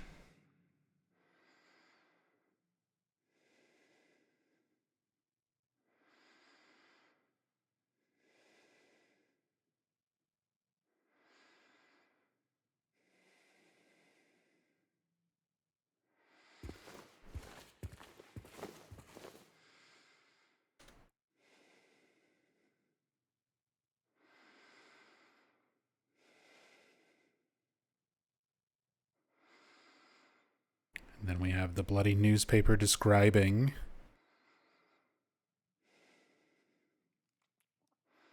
the body of a man later identified as Thomas Orozco, lumberjack, age 39, was discovered in the living room or bedroom, lying face up. The probable cause of death was multiple stab wounds to the front of the neck and the left side of the torso by a sharp-edged weapon. The estimated time of death was somewhere between 11 p.m. and 12:30 midnight. Due to signs of struggle in the room and the lack of a murder weapon, because Angela takes it with her and then gives it to us, police are considering this a homicide and have opened a murder investigation. The police suspect that the motive was not robbery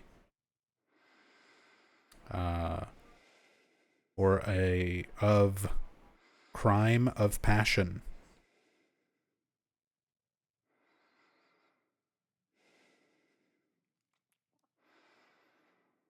Same writing,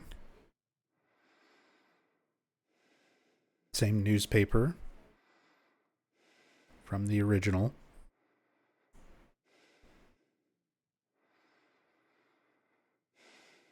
Mary's letter. That could be it. Because one of the things I've been talking about from the very start, as we started looking at things during this playthrough, I knew at some point there were letters and things in the environment, newspapers and stuff like that, that use little pieces of Mary's letter as the text.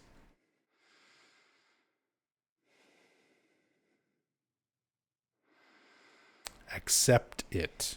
You can even see the C and the E there. That's definitely what it is. Good eye, Hank. Good memory.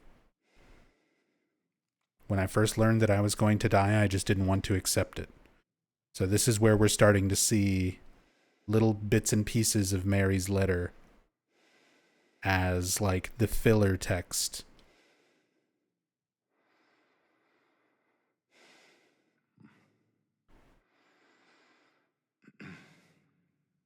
And I know there's some of it that's supposed to be a little bit more obvious, a little easier to read.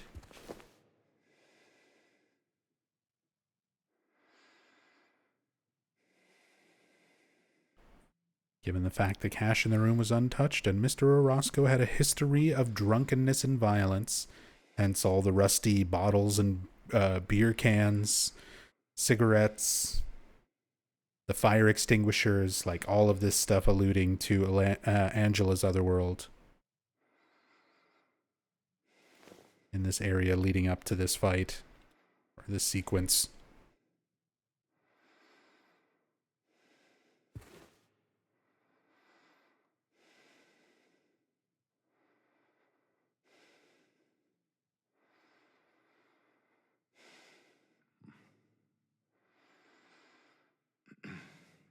Yep, this is another part of Mary's letter.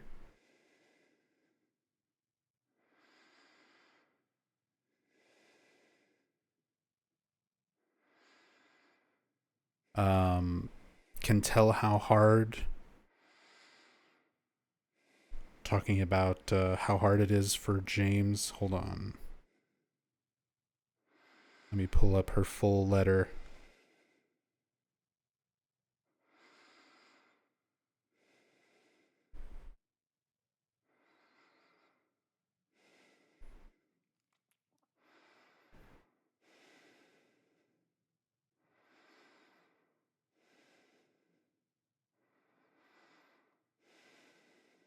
Whenever you come see me, I can tell how hard it is on you.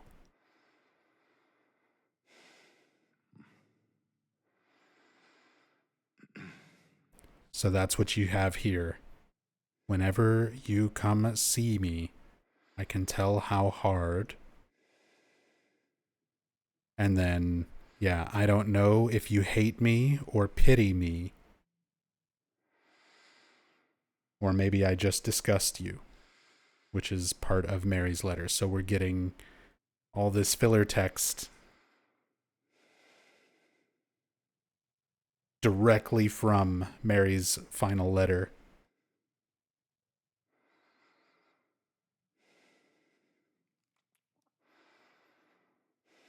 We've also got a shot of the lumber mill that we run past at the start of the game.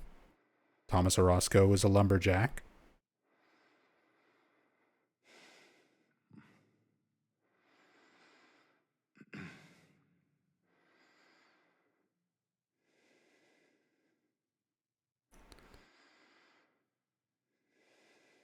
Cocoon of pain and loneliness on this one.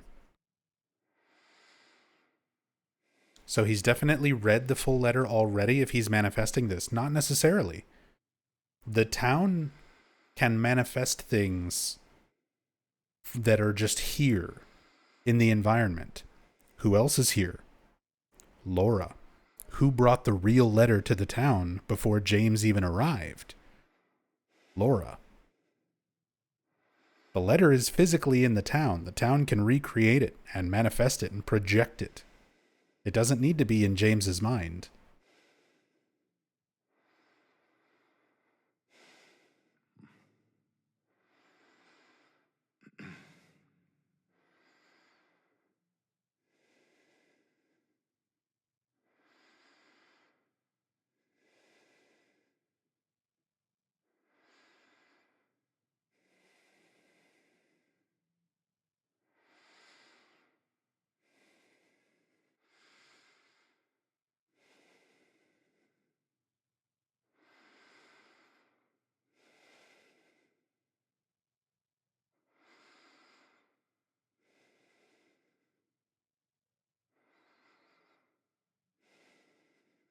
We have these last few years.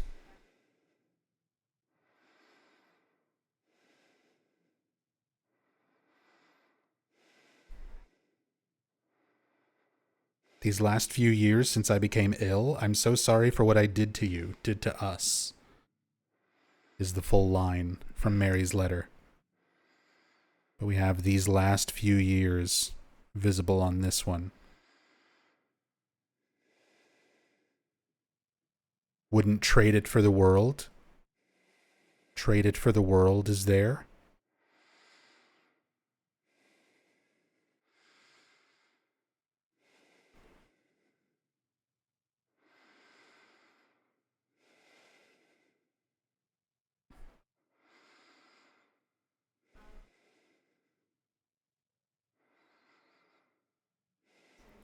More Silent Hill news.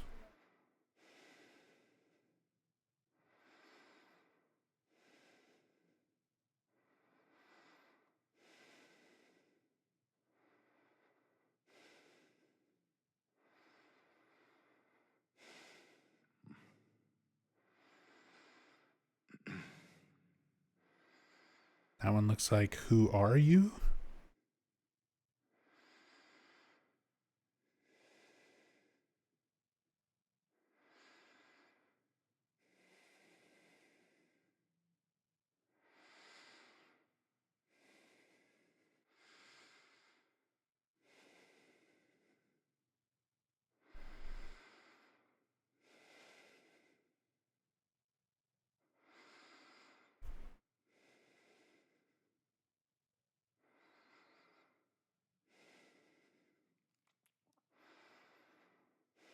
Hey, Minimoto.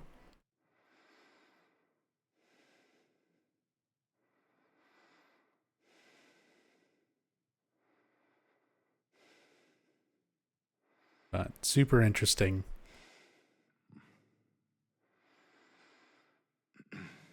Super, super interesting. Being able to see all of these little bits and pieces of Mary's letter that, yes. Oh, boy. And now we actually get Angela's voice.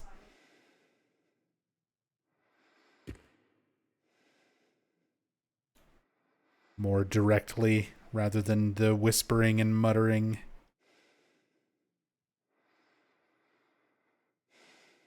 I'll be there in just a minute, Angela. I'm looking at the newspapers. Memory? Something like memory something written at the top of the newspaper. Monday?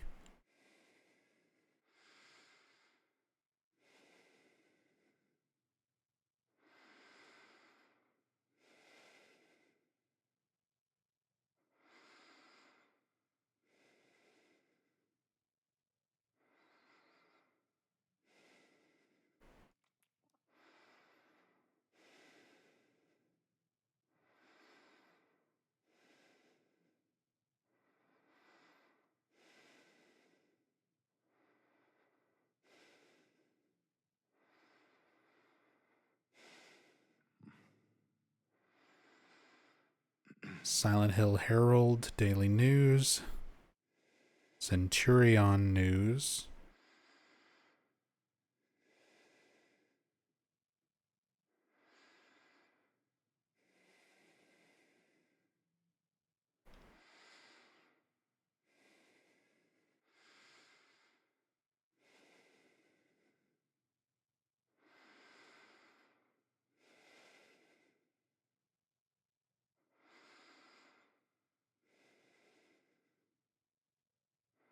Maine, HER,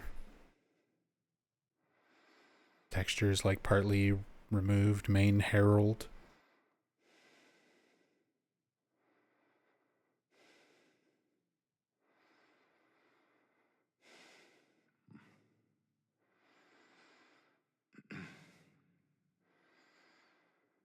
Another one that says memory.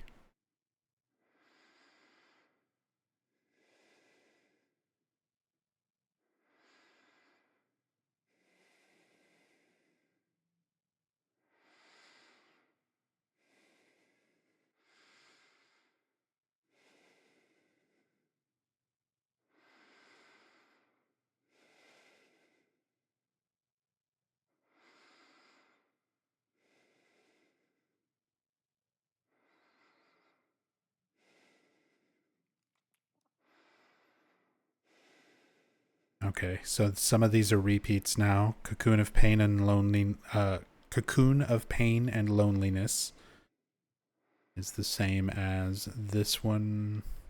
Or was it? That one was over here somewhere. Yeah, this one.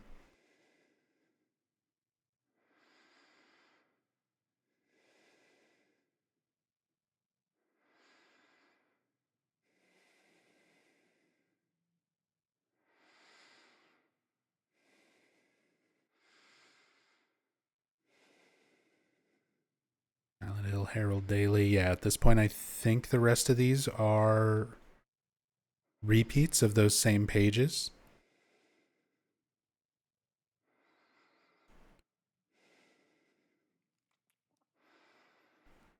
Oh, this one has You Promised Me You'd Take Me Again.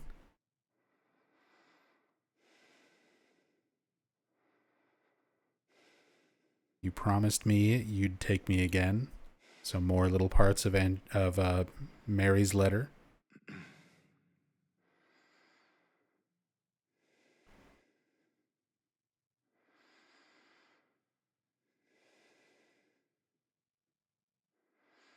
Something on the ground clipping through the page on this one. I thought it was like a drawing, an image or something on that.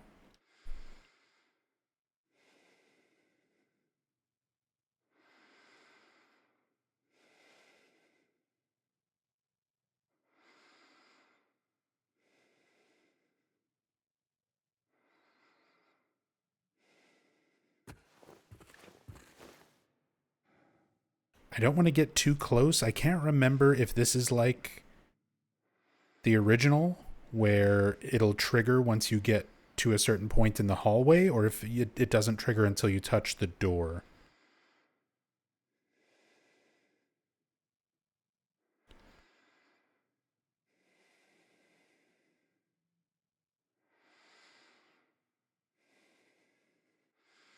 So I want to try to look at all of this before activating like next sequence.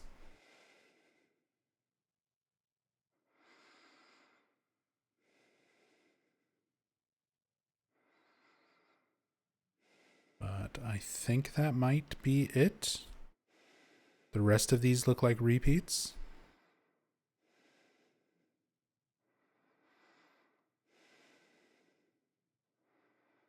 Oh, and that is where we fight Mary at the end of the game.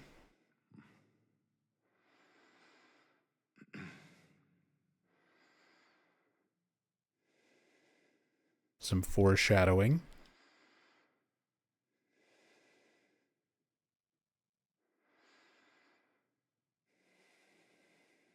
Again, the lumber mill. Probably where Thomas Orozco worked.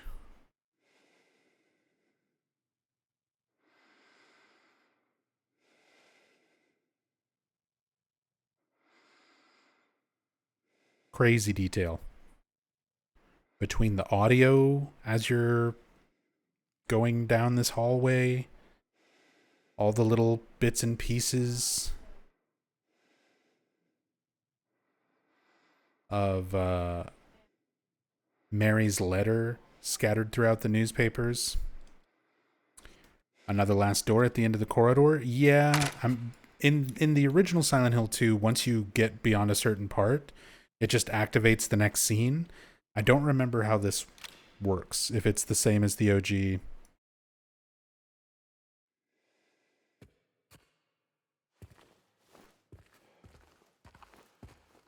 Okay. Yeah, no whispering or audio on this door. It doesn't activate until you actually touch the door.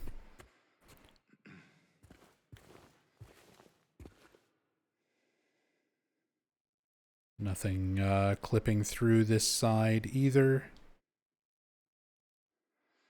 There is like a little part of the wall here. I'm just gonna clip out of bounds a bit. What's glowing up here? Way up here. Oh wow, this far back is still rendered. That's gonna be the corpse room. The morgue.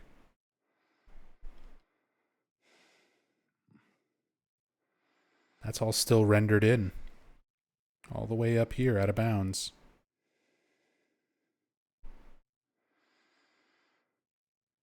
And then this was the area hallway leading up to the next drop and everything to get here. There's a bunch of bags.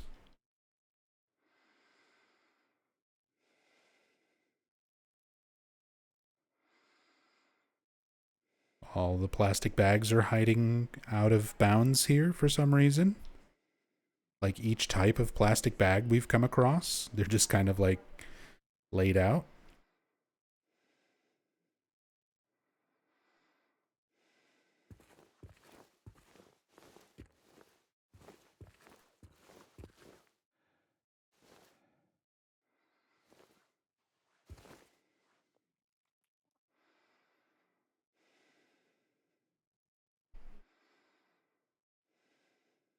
More bags.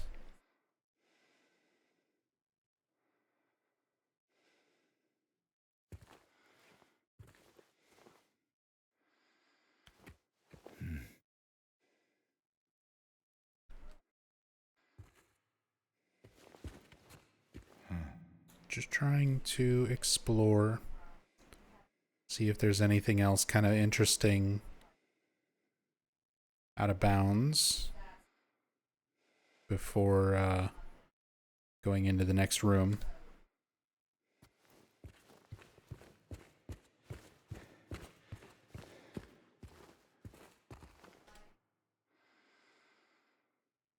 Yeah, and then nothing rendered in here because that's going to trigger a cutscene, load the next area. Okay, so let's go ahead,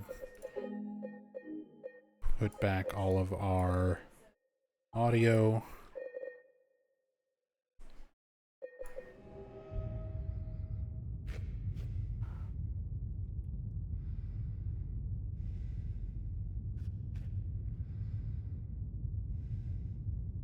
Just that intense rumbling.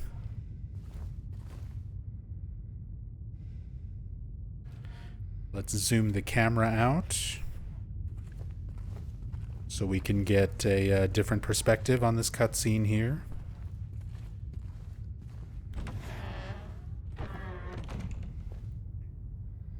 Oh, right, it's not a cutscene yet. It renders everything in here once you walk in.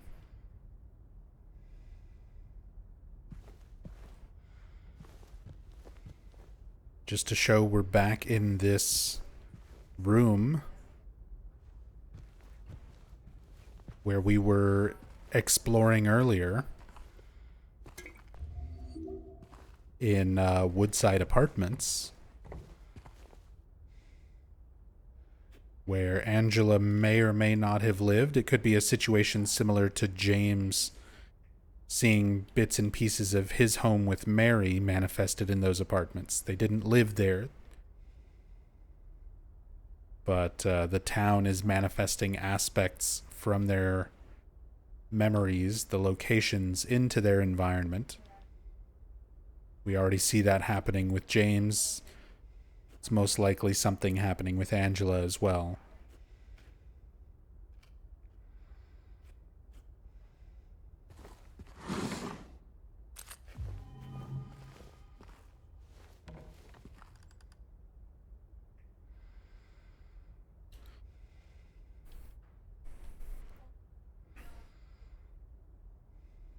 More beer cans, alcohol bottles, all the stuff alluding to Thomas Orozco's history of drunkenness and violence. Also, cookie, box of cookie, macchia tea, the classic Silent Hill 2 environment props. Those are things that are even in the original.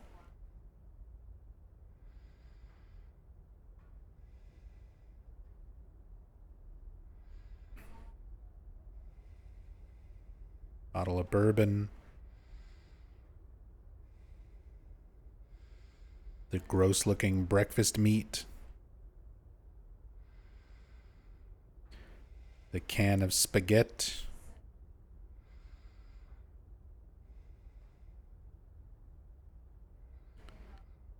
The microwave texture has been flipped for some reason. We've seen these microwaves around, but this one has been flipped horizontally.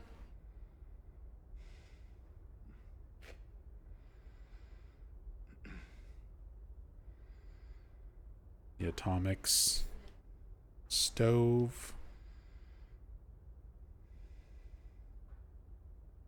Butter cake along with cookie.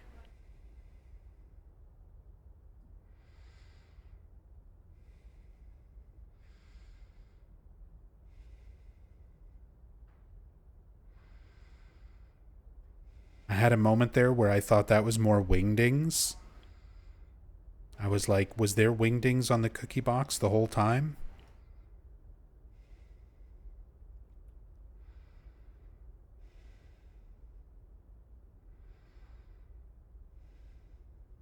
I don't think so.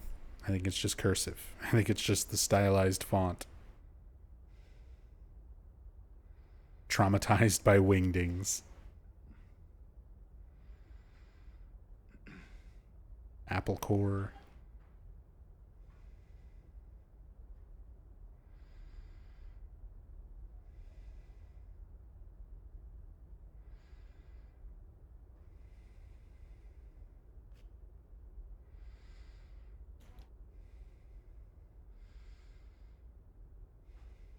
Plastic cups. More beer bottles, beer cans.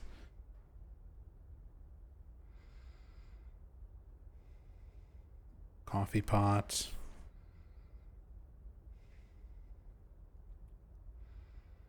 Nothing hiding in the fridge.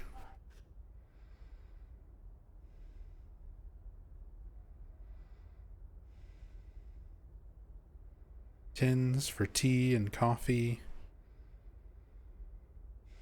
Some strawberry cheesecake. A lot of the little food assets and things we've seen around.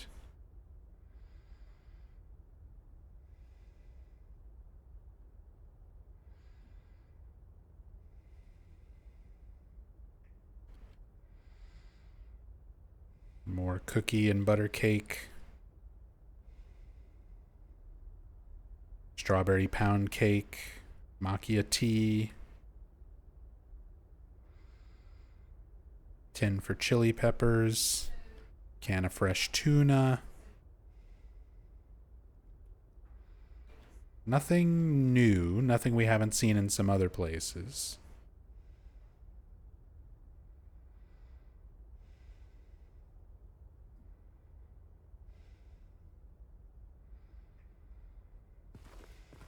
But it is a bit different from how it looks in Woodside. Like the details of the stuff all over are different from when we're exploring this same room in Woodside Apartments. Poles really love tea, by the way, which might explain the teas here. I mean, macchia tea is something that was in the original, and it's a very commonly reused prop. So, I mean, that's just kind of going back to the OG, same as the cookie and butter cake.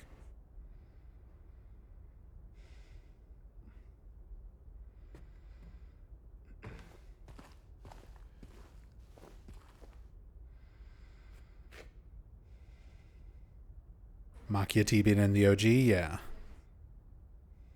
There's only a few places where you can see it like really clearly without a cam hack. One of them is the food storage room, the pantry in the hotel, where you get the Sleeping Beauty music box.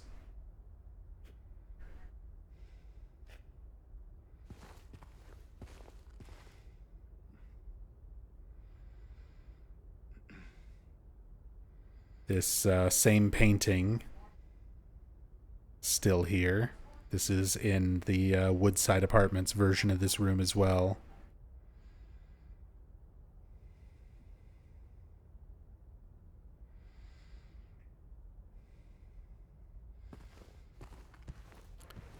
Angela's teddy bear is gone.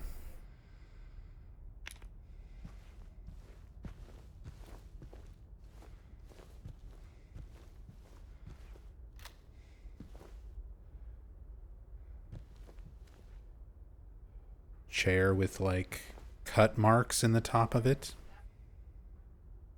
In the seat.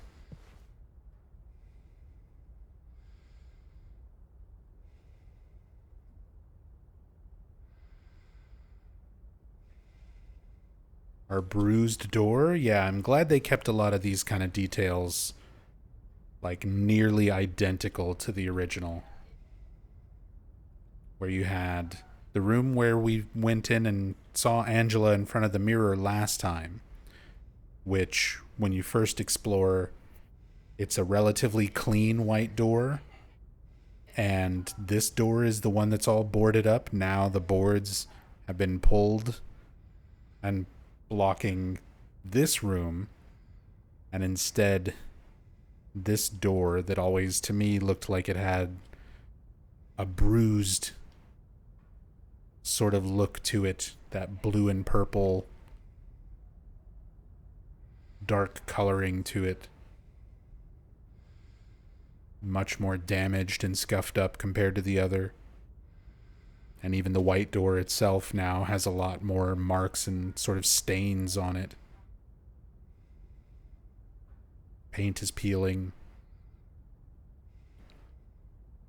Some very subtle, very slight visual changes for these little parts of the environment.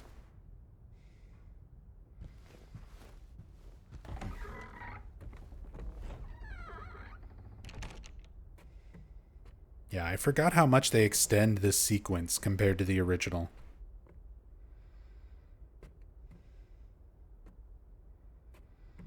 Before you actually get to the last, like, part where you trigger the cutscene with Angela. Ghoul? Oh, wow. That is one of the signs in Silent Hill 1. That's a Silent Hill 1 texture. That's the ghoul sign, the ghoul building. That yellow sign with the black text. That's 100% a Silent Hill 1 texture. Obsidian. Obsidian goblet. Little reference to the rebirth ending items. Graffiti, a little crown, DJ. We never learn the names of Angela's brother or mother. Just her father, Thomas.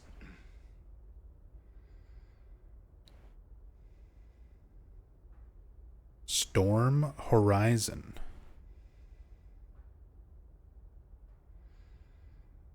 KIA.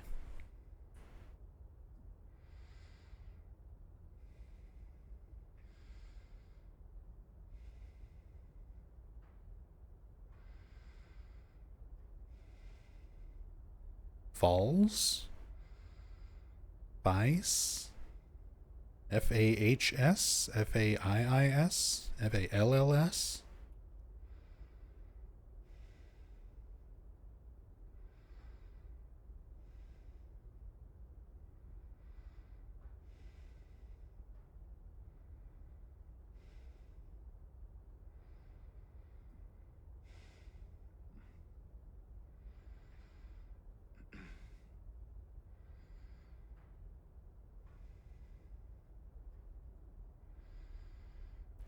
ANZUCH. Anzu.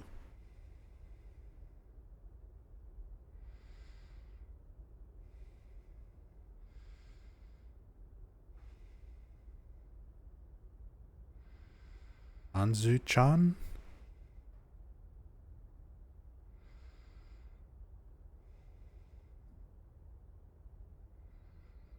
That last letter, though. A Y? A G? Anzu-chang?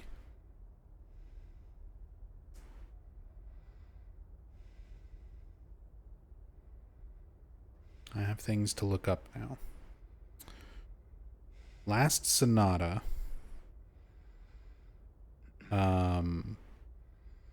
Could just be a Beethoven reference. There were also Last Sonata vinyl records in I Love Groovy Music, if I remember correctly. Because I think these are essentially supposed to be like band music stickers. But yeah, I also agree with your interpretation on this one, Potato. This is most likely supposed to be Angela's brother's room, the door to his room.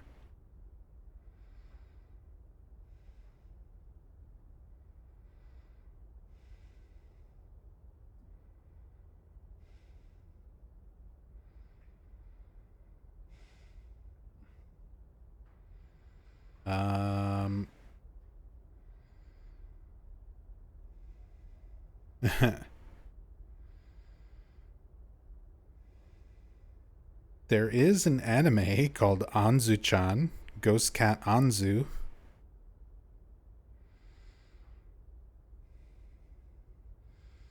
But it's very new. It's like 2024. So that wouldn't make any sense. Unless this was added as part of like the last update or something, but I don't think so.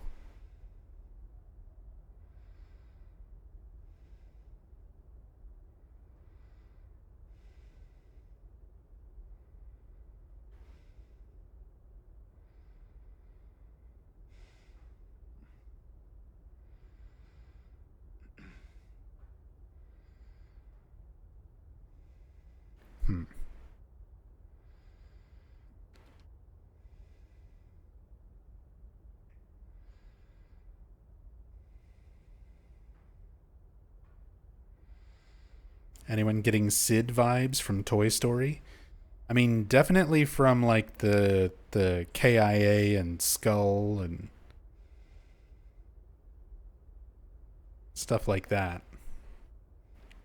It's probably most what your mind is kind of making connections with.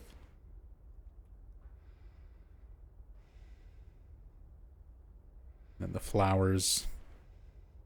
Another one of our bruised doors. So this is where we get our cutscene, I believe.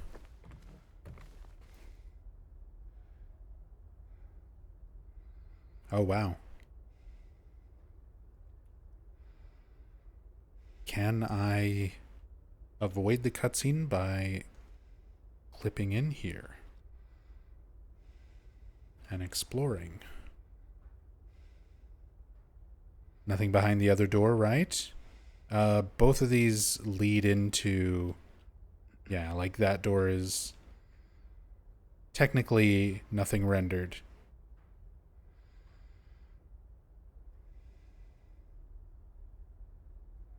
It's just right at the very corner of that room. Is my control not working because I tabbed out of the game? Yes, give me a moment.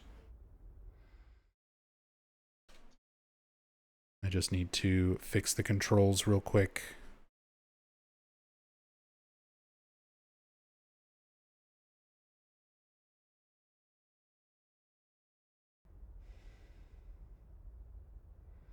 Okay.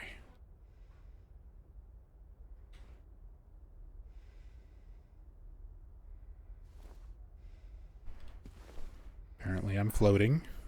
That's fine. But now we can explore this room and look at stuff before triggering all the cutscenes.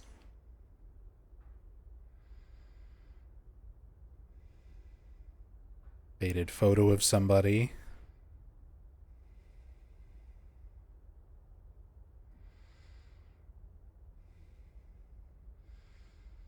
Another painting that we saw previously in Woodside. Greenhouse in the middle of the field. Woman seemingly walking away from the house out in the field with a young girl standing in the doorway. Possibly an image of Toluca Lake.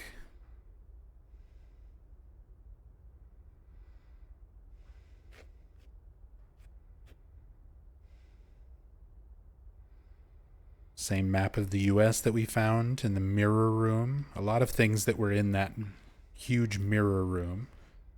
Just with no mirror now.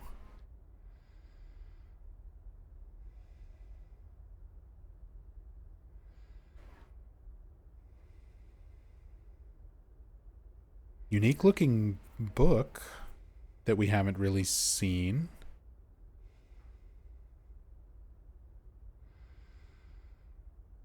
Fairly detailed as well.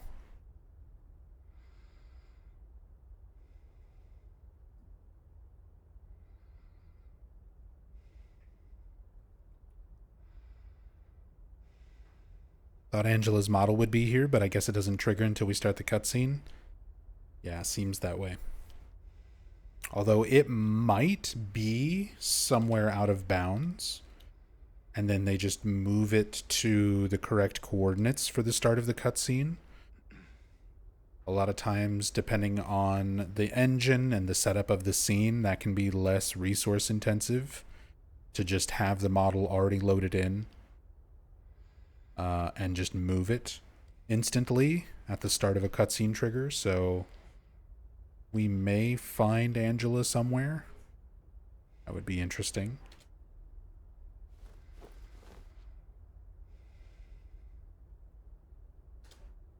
There we go.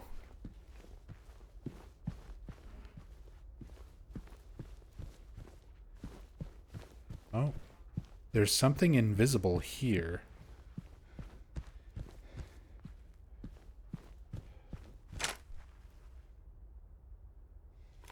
That's what I was floating on. There's some sort of invisible, like, prop or barrier or something here.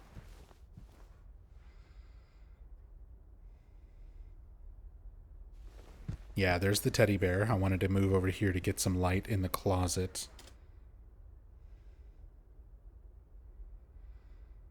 But we noticed her bear was missing from out in front of the other door where it was in Woodside. Now it's in here, stained with blood. Much more ripped up. Of course, we have our cleaning Lux vacuum yet again. 666 made in hell. Seen several of these already, but fun detail. All the same.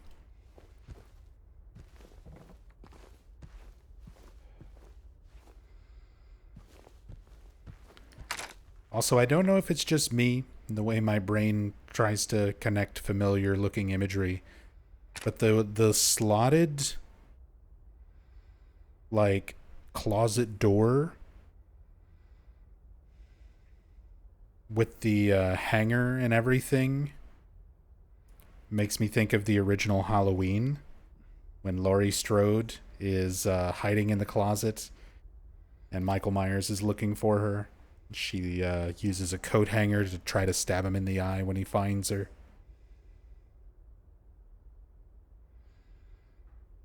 It's also, you know, reminiscent a bit of the closet that James was hiding in with Pyramid Head.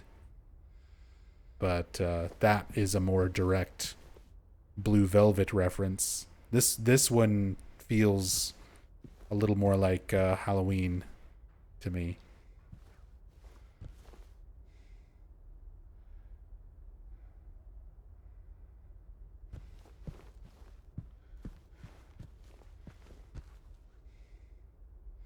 Let's take a little peek. Oh, yeah, we can already see some stuff out of bounds here.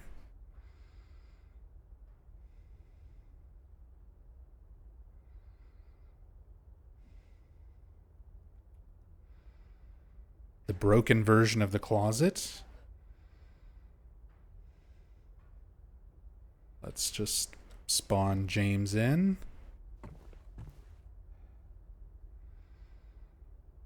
Try and get a look at all of this before everything starts going crazy. You can see all the environments and textures that are already sort of loaded for this whole sequence.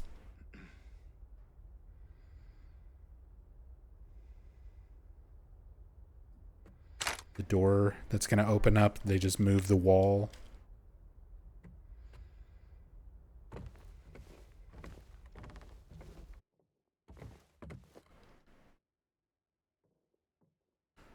Void closet.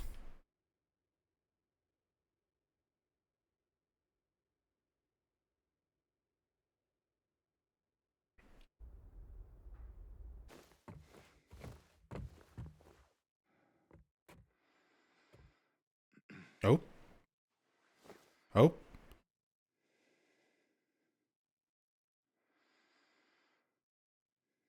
Things just blinking out of existence around me.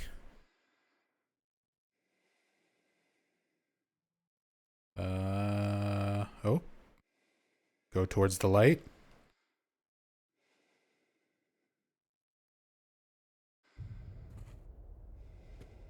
Okay.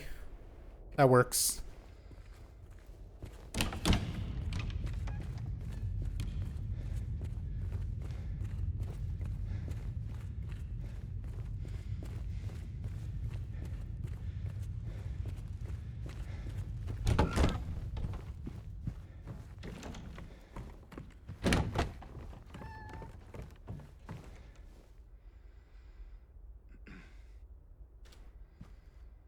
Still want to look around here some more.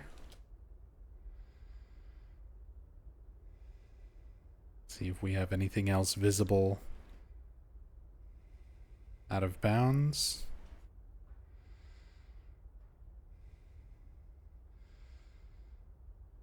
But it looks like it's mostly this first little chunk of hallway until we actually trigger the cutscene.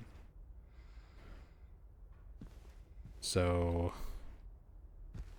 let's go ahead and trigger that cutscene. Zoom here. I think that collision is from Abstract Daddy's body when we kill him and are back in Angela's room. That would make sense if they've already got that there and it's just not visually rendered, but the collision's in place.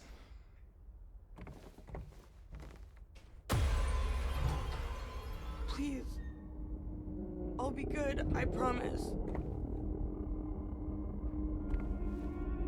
Tell him I'll be good, please. Angela? Angela, it's me. No. Please.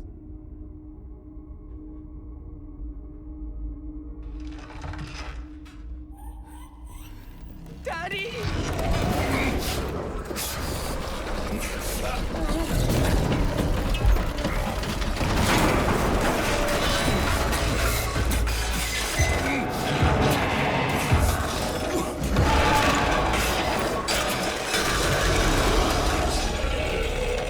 Okay.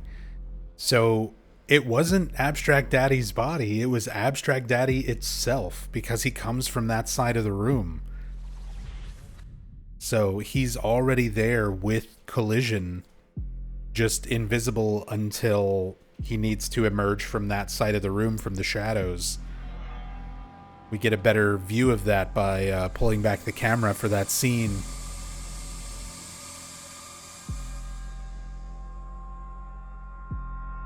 You can see this is open up now, which means the room... Oh, you can even see all these variations, these parts. Oh, we're going to get to look at all the clockwork and machinery and stuff up close.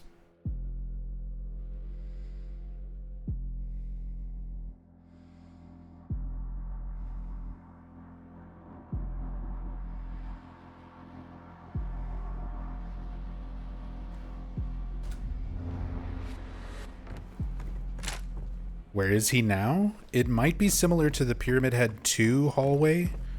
At the end of Brookhaven. Where there's certain points once you cross that sort of trigger him to spawn in.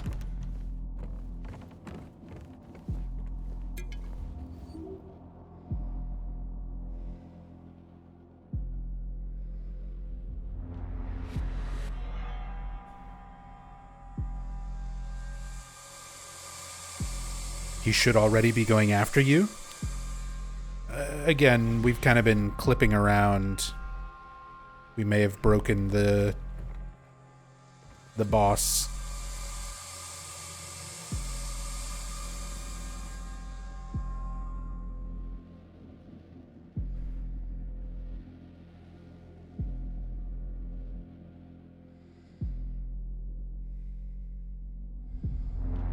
Because, yeah, I think he is normally, like, right behind you right off the bat.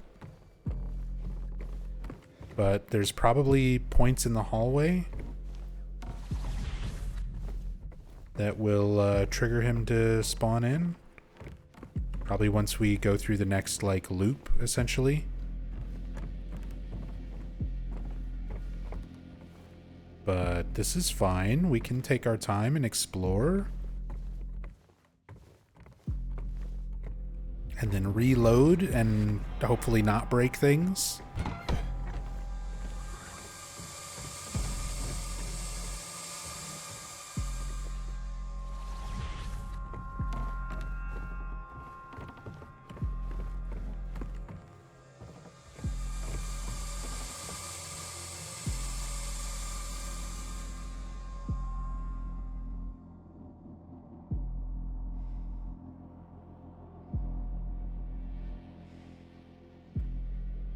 Just all these same pictures and posters. Map of the US. All these things that must have been in Angela's room. Stuff that's manifesting for her.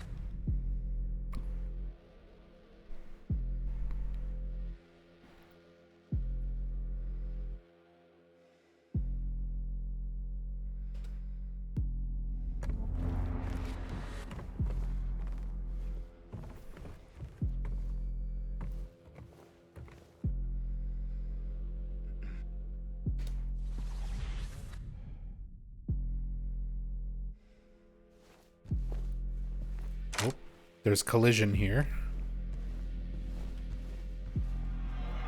There's collision on this whole side of the room.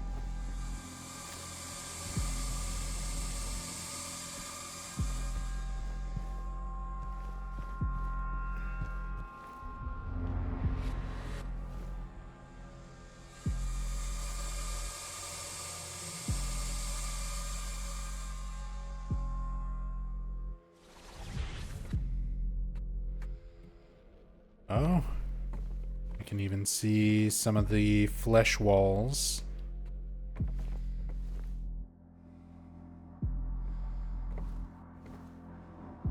Yeah, because we're back outside that hallway where we first walked in to trigger the cutscene. You can kind of see a little bit of how the environment loops back on itself throughout this whole sequence.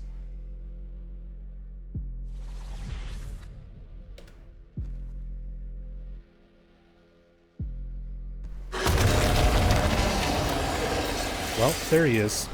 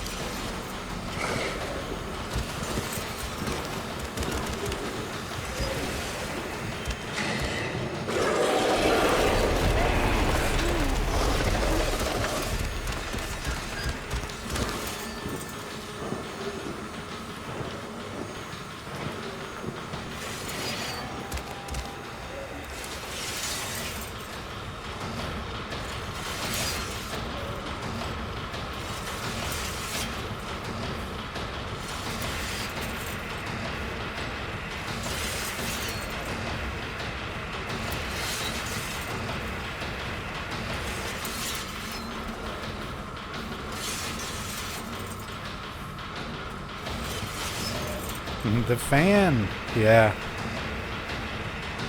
This feels very Silent Hill Homecoming. The Hell's Descent area of Silent Hill Homecoming. This orange lighting and the fans that have gaps that you have to go through.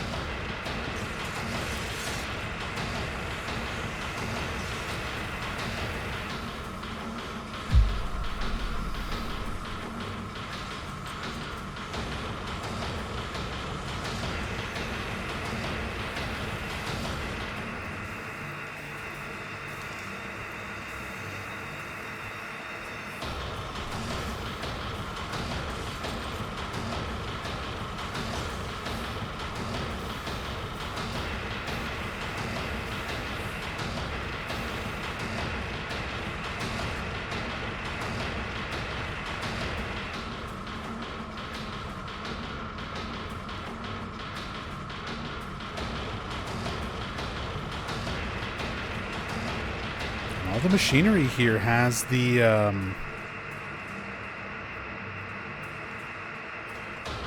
it all has collision and stuff as well.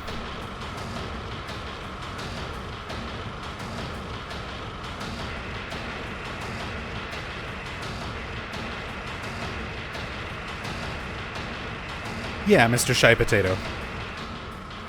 I'm gonna reset this whole segment.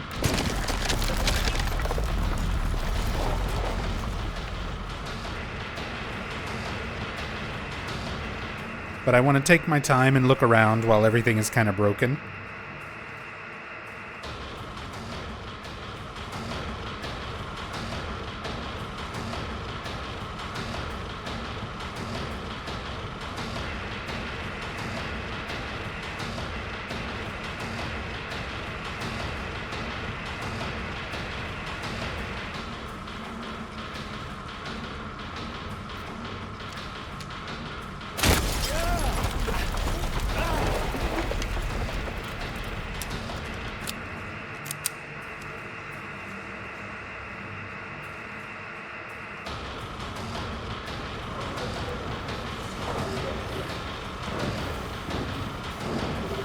There we go, there's the pulsating version of the walls.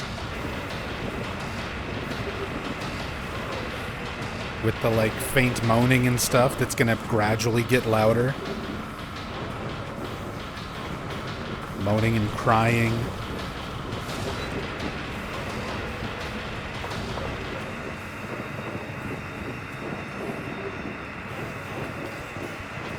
And yeah, this was something that was in early builds of the game that Bloober Team actually removed. They toned down this section for the 1.0 release. And then when fans discovered it, they implemented it back in because people thought it was so disturbing and thought that it should be in the game.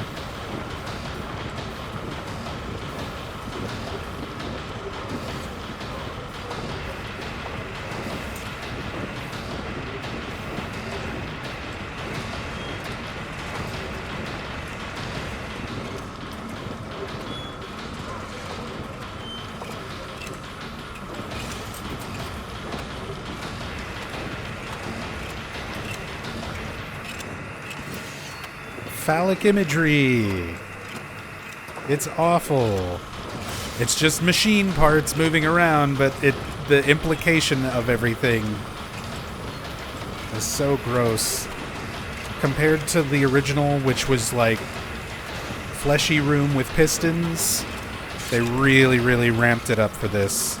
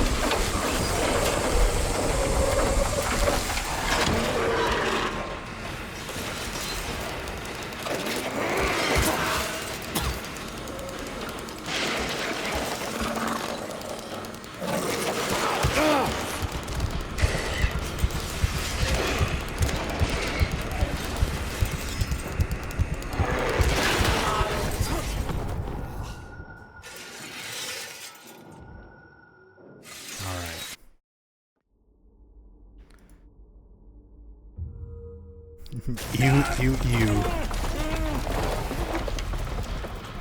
Oh, it puts me here. Puts me here. So let's go back here. And do this sequence a little bit less broken.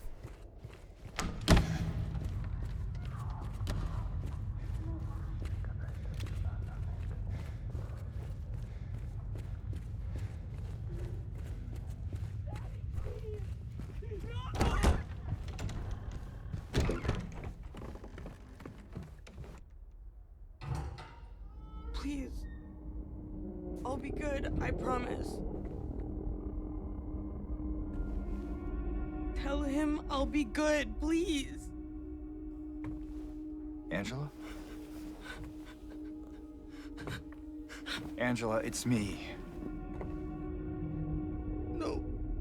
Please.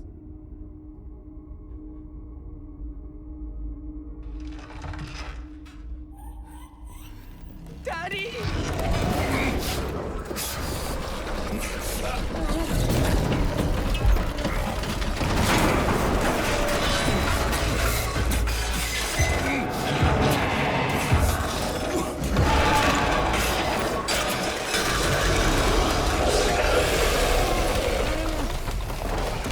Okay, so yeah, he is definitely supposed to be chasing immediately on this sequence.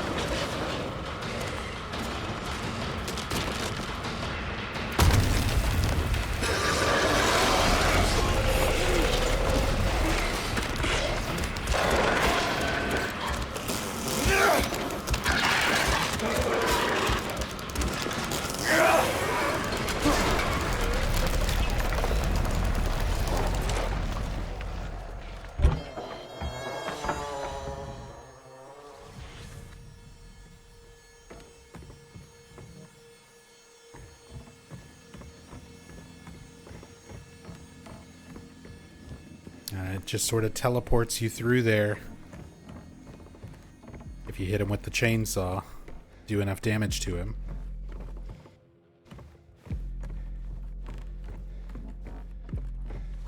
Which if I remember, is not necessary until the last part. I think you're able to just run.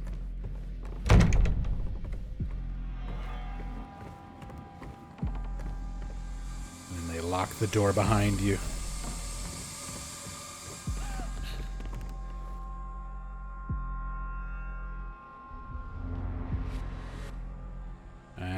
And her model's already gone. She just spawns in and runs across and then immediately spawns out.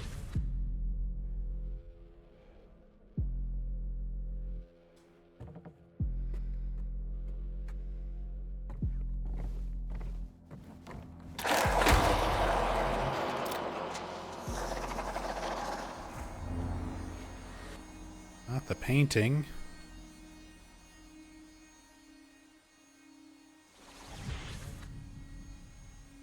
Painting jump scare? Bloober team delving into their layers of fear tricks.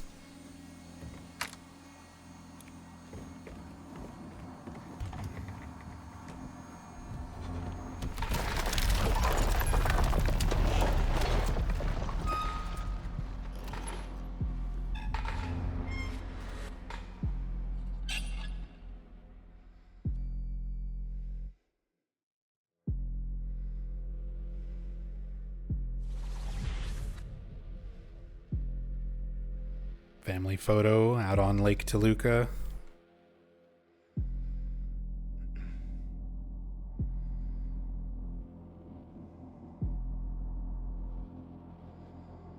Mom taking the photo, I guess. So this is supposed to be Thomas, Angela, and her brother. Yeah.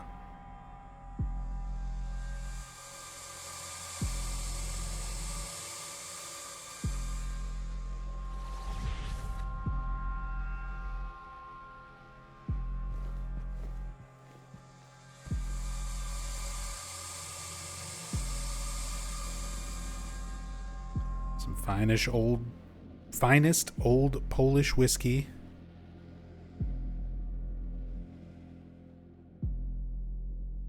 the other whiskey bottles that we've seen.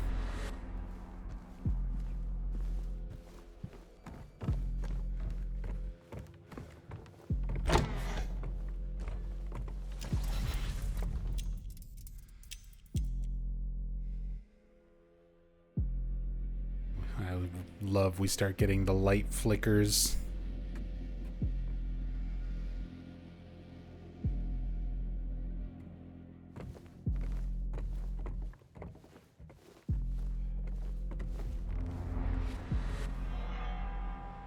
A lot of alcohol imagery continues in this, likely attached to James's own issues with drinking, but does this imply Thomas was similar? It says directly in the newspaper, he had a history of drunkenness and violence.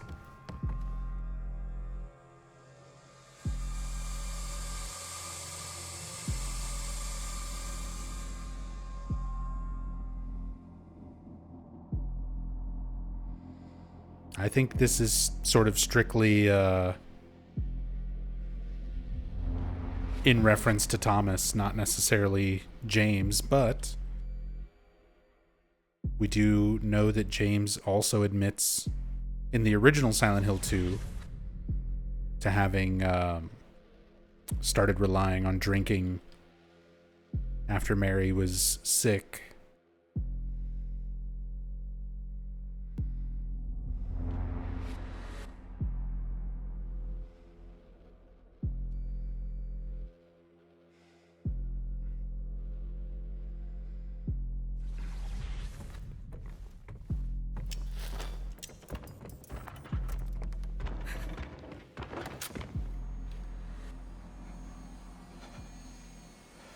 You see just that glimpse of Angela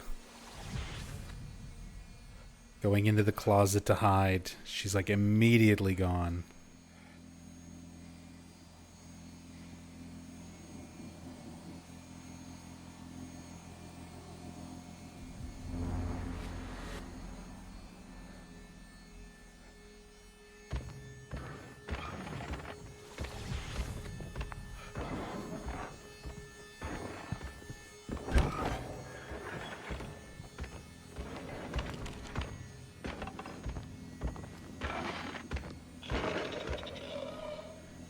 Still hear what sounds like Abstract Daddy stomping around.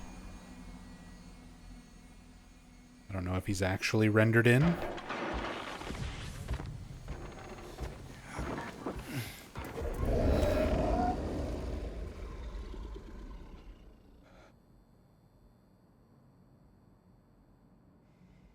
Then it gets quiet once you're in here.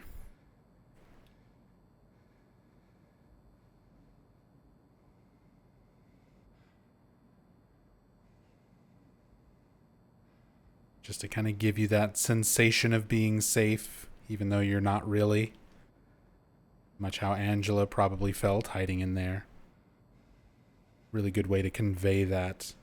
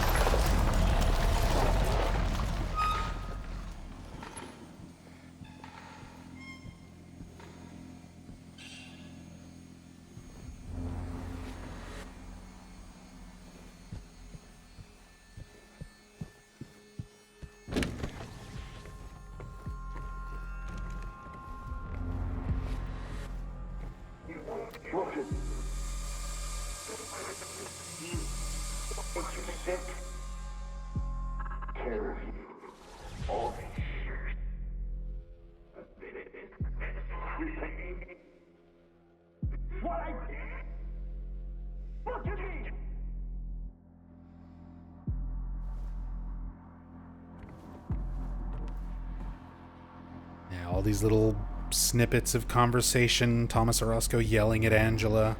After I took care of you all those years, look at me for what I did.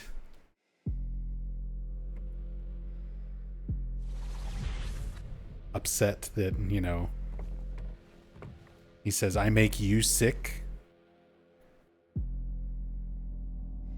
And I'm trying to remember if that dialogue is kept in the remake. In the original Silent Hill 2, that's one thing that Angela repeats to James is, you make me sick.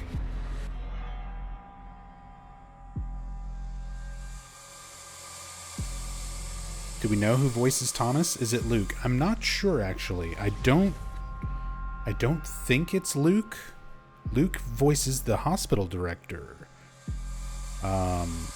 But then they have, like, Eddie's mocap actor. Because Eddie has two different actors. Eddie has someone doing mocap and someone doing voice.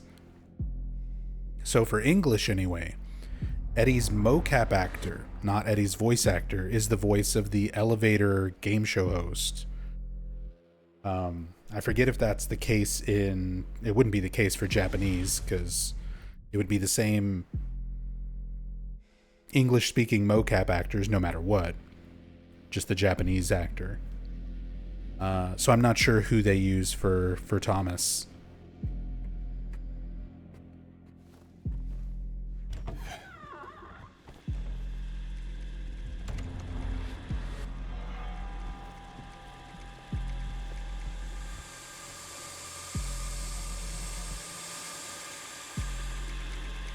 Same Morse code message from these TVs that we've been finding around, where it just repeats the message again and again and again and again, over and over.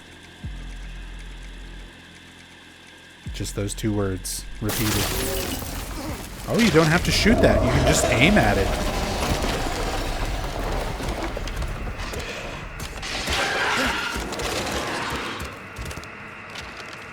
I didn't realize you could trigger that just by aiming.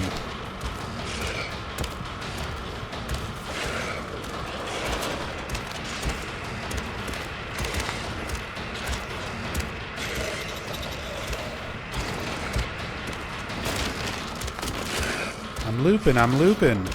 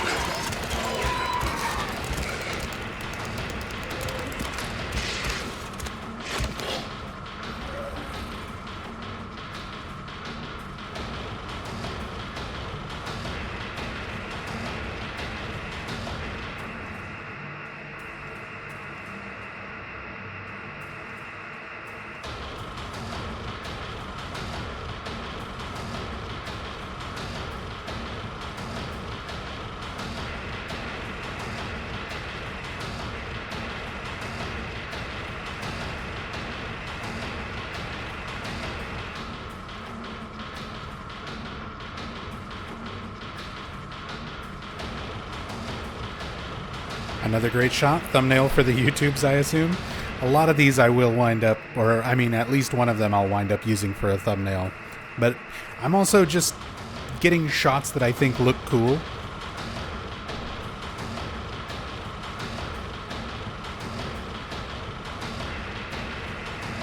Because aside from just examining the environments, I'm kind of utilizing this mod as a photo mode as well.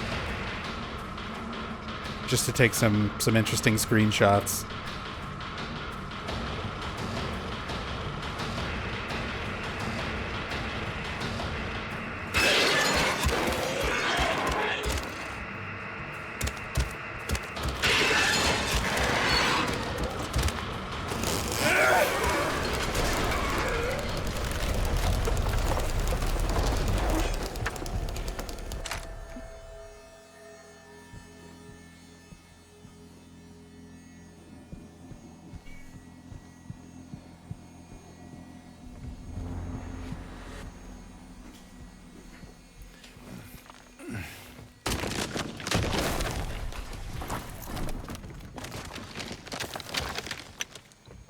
I love the gradual just change of tone and everything as everything here gets more and more disturbed.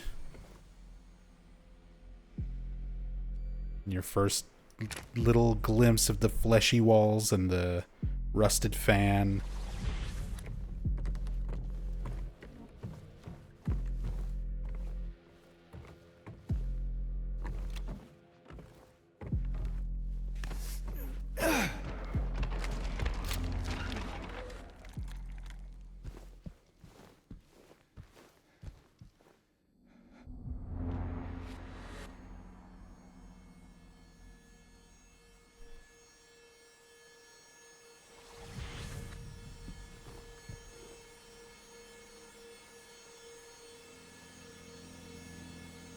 All the same newspapers that were found outside in the hallway before starting this whole sequence.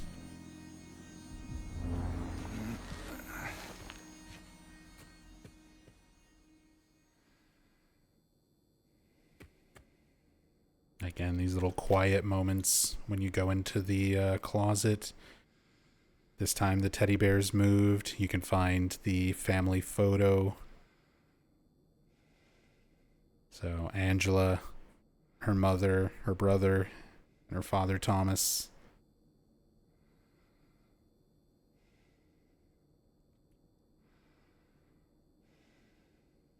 It's the same one as in the OG. It's been recreated to be a little bit higher definition. But it is very, very faithfully recreated. The way a lot of textures in this game are. Like, they're practically identical to the original, except they are higher resolution. So, it's stuff that has been remade.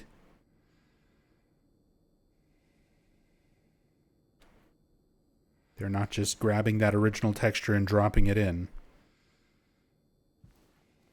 But the way they remade it is extremely accurate.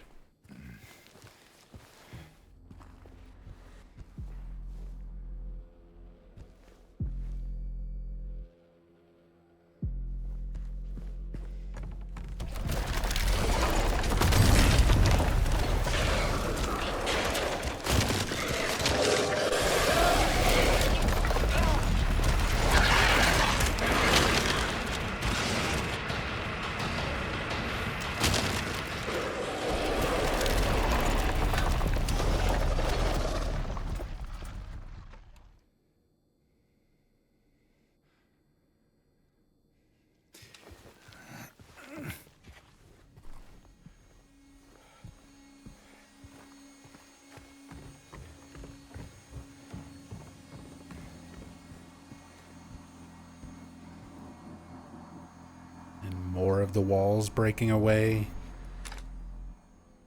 More of the fleshy walls revealed. More of the machinery. The pistons and engines all being revealed.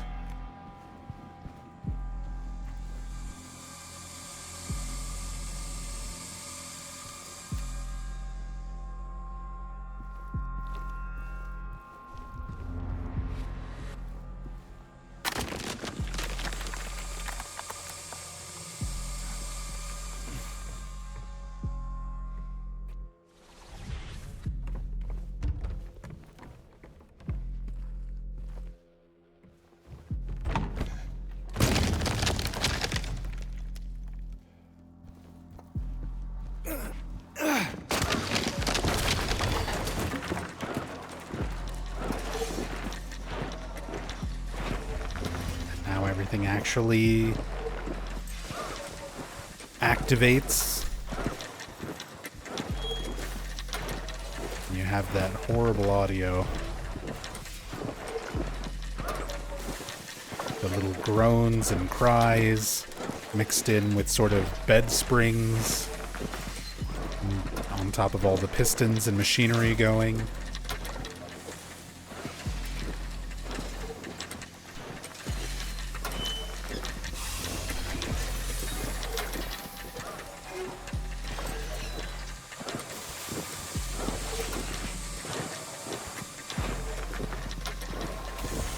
There we have the family photo, not ripped apart, still in the frame. A little bit bigger version of it.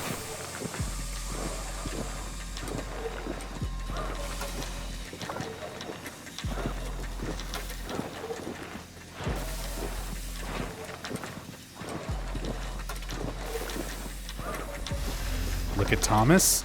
Look at everyone's face. Look at the shit-eating grin on Thomas. You can see there's even sort of a forced smile on Mom's face. Little smile on Brother's face. And then Angela.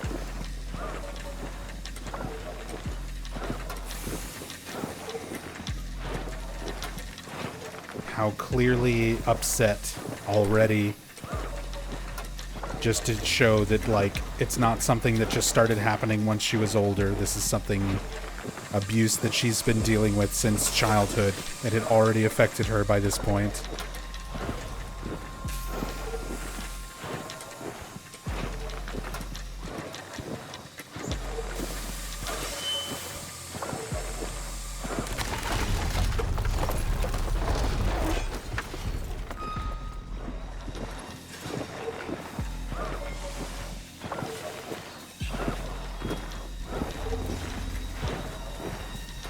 You can see his hand on her shoulder.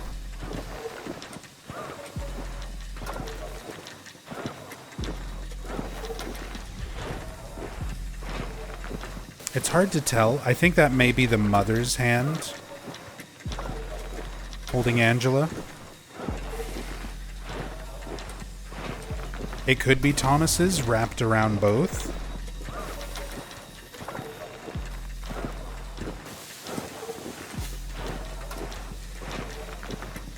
But the hand looks a little bit smaller in comparison to where Thomas is.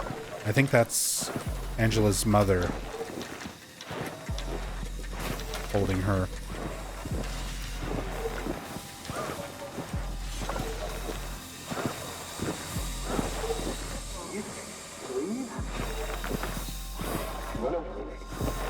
Talking about leave, run away.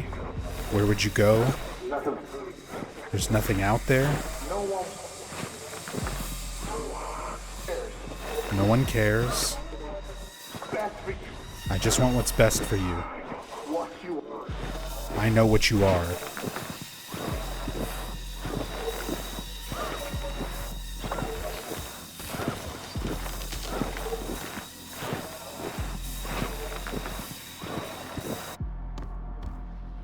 Now, managed to actually move the camera perspective in time to see Angela run through and blip out of existence there.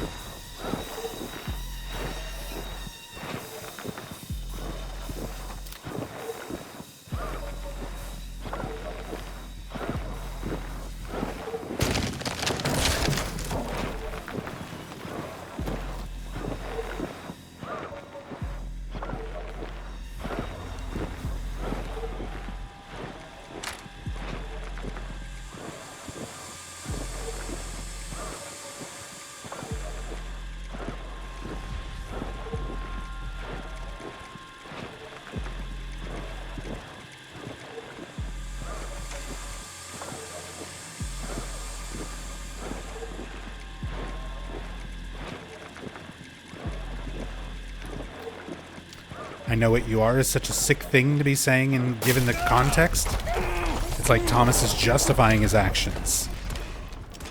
That's the way it is with a lot of abusers.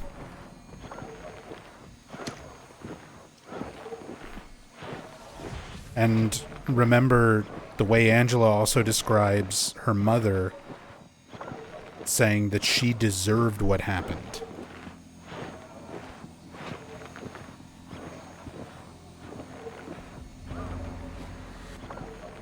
So Mom is also part of this. She's most likely dealing with that in response to having also been abused by Thomas, but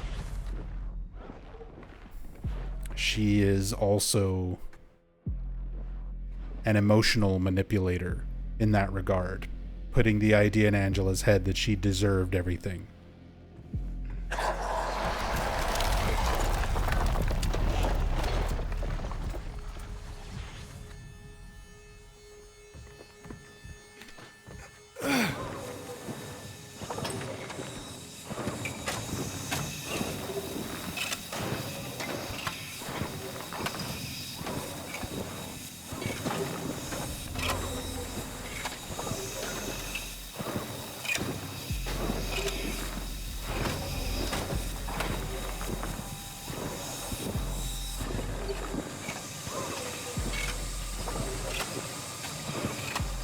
And if it's not obvious enough...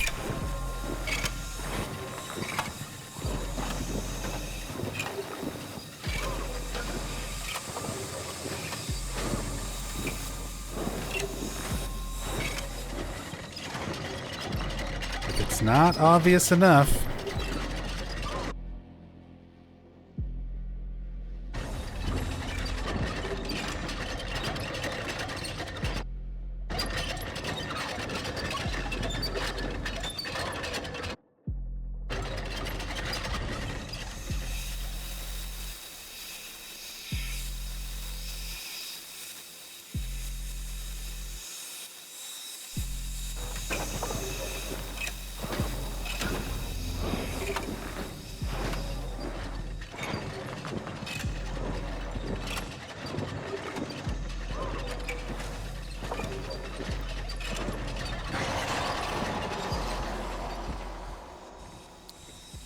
They did a really solid job in this remake. Oh yeah, DSP. They really, really emphasized and expanded upon how much Angela went through. And it does a really good job of making you hate this fucker. You really hate Thomas Orozco going through all this. So much more. There's so much more build up to that.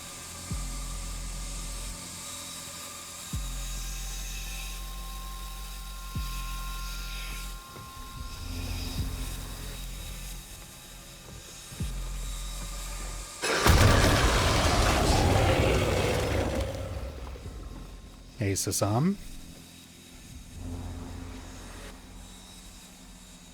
Stream is going well. We're taking our time looking at all this horrific imagery up close and personal.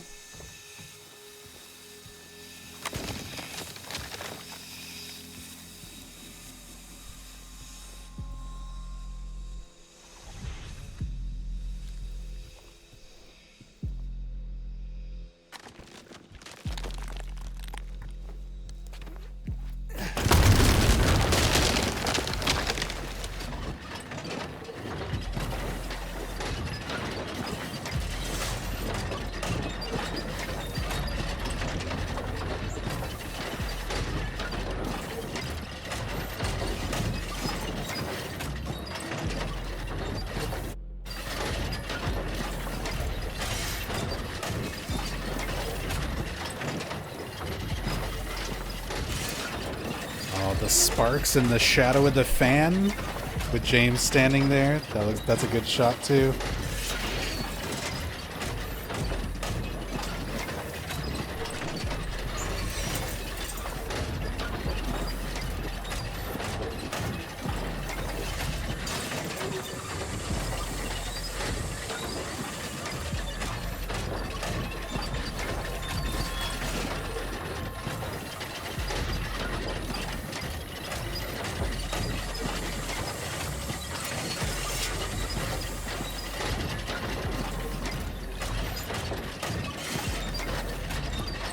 The sounds again feels even more aggressive. Yeah, it just keeps getting more and more intense, like the further through this sequence you go.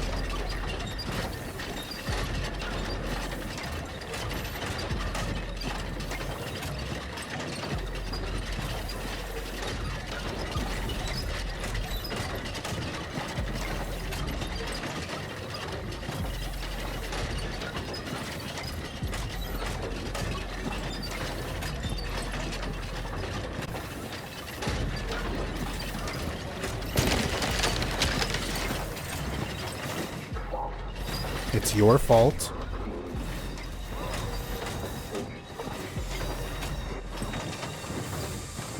Do you think you're special? Don't look at me. You're hurting me. Stop it.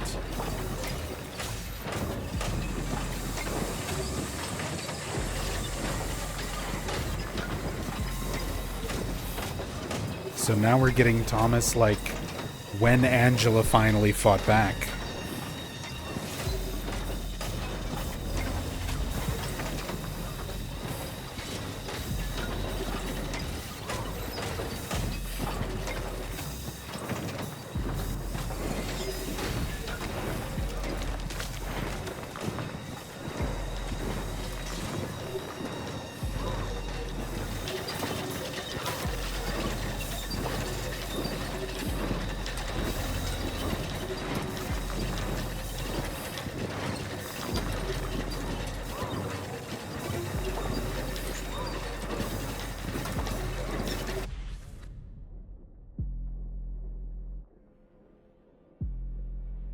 Oh, we can clip out and it mutes the sound effects, but we still keep the ambient, that like dull droning.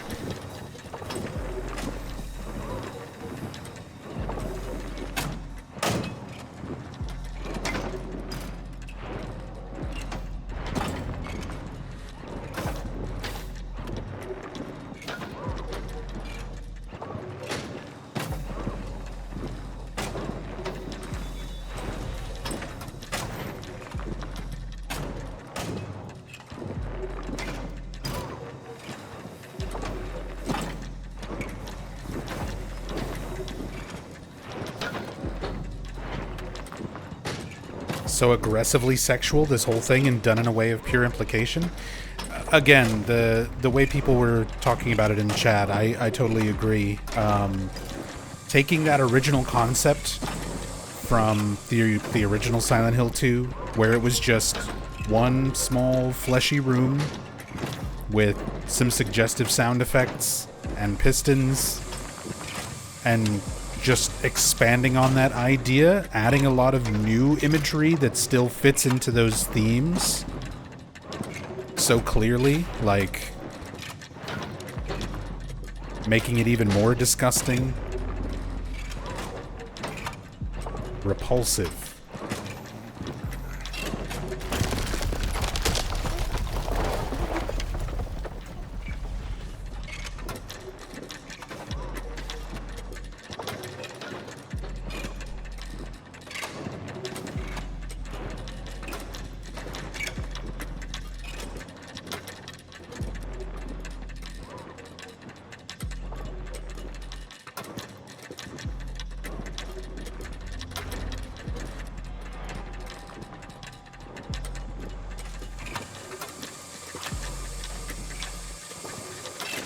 Thought those were arms at first glance.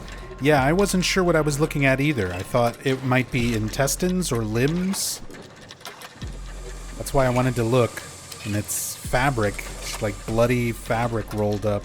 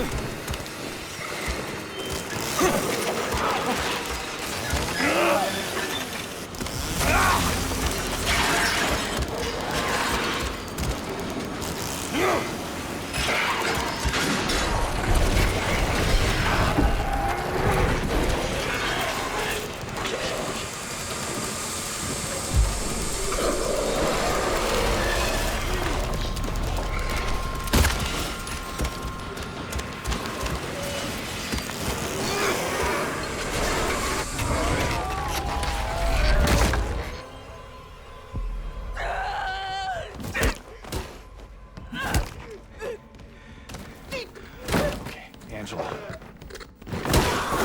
It's okay. Calm down. Don't order me around! I'm not. It's okay. It's over. Don't even try. Try what? Like you don't know.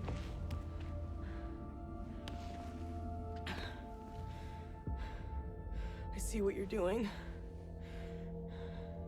It's always the same with you. You're only after one thing. Angela, please. You don't have to lie. Go ahead. Say it. Or you could just force me. Like he always did.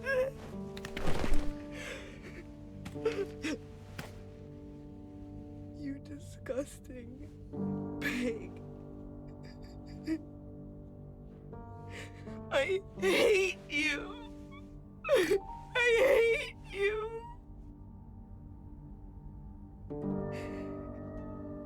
Angela.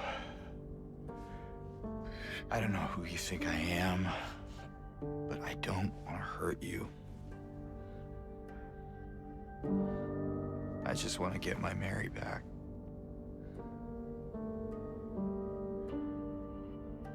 You're Mary. Your own little Mary. At least she was. For a while. What? Admit it.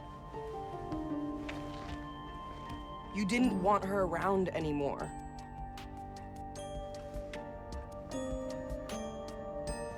No. You probably found someone else. No!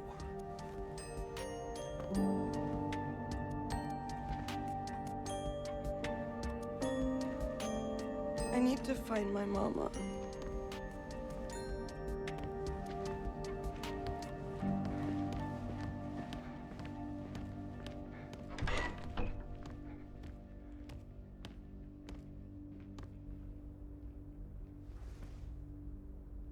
I never.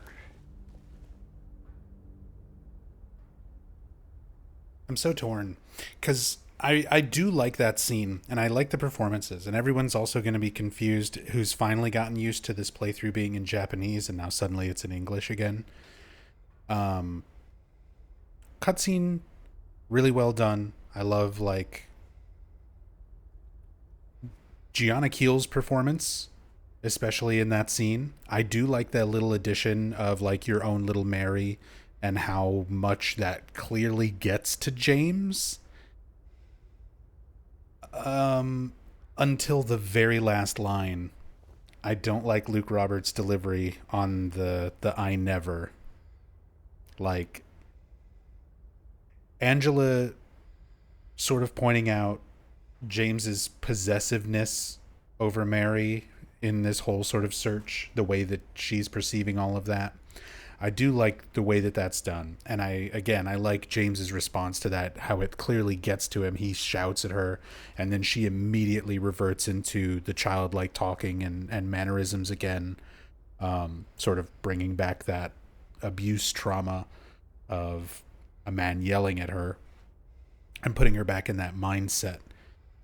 But I don't like Luke Roberts' last little line delivery. The scene is so good up until that part, compared to Guy Seehe's like, that's ridiculous. I never. Like, you get that tone from the original of like, who are you trying to convince, James? Like, who are, there's nobody left in the room but you. Clearly, you're just talking to yourself. You're trying to maintain that delusion, that aspect of your false character. Luke Roberts, his performance in that scene is really good up until that last line. I'm not a fan of that last line. I don't like the delivery of his I never.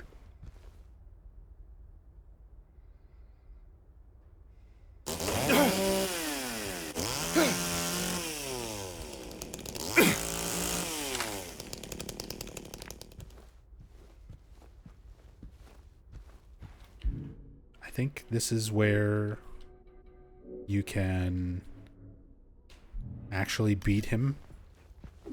Yeah.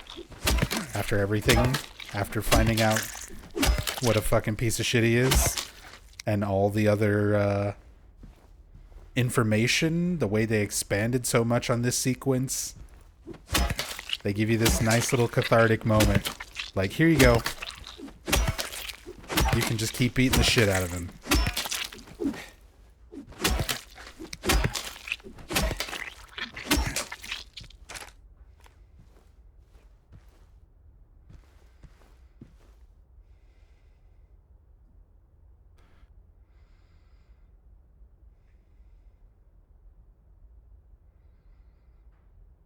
Yeah, we can get a little clearer shot of the abstract daddy here. This sort of skin bed sheet with two figures, one pinning the other down.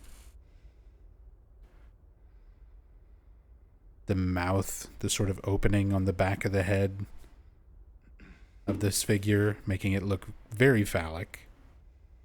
Even more so than the original.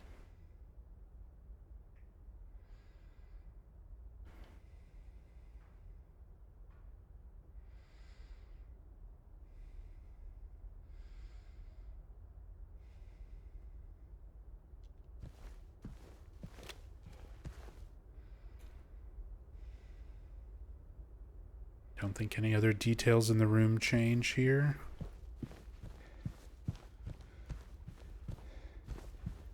But yeah, this is the same collision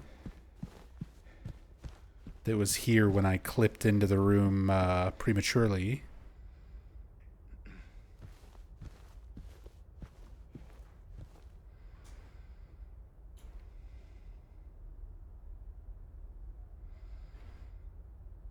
And the broken version of the TV model.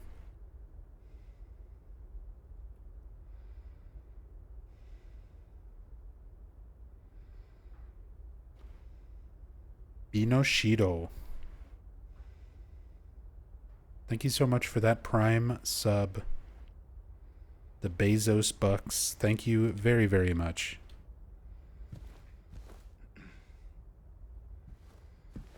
Appreciate that support.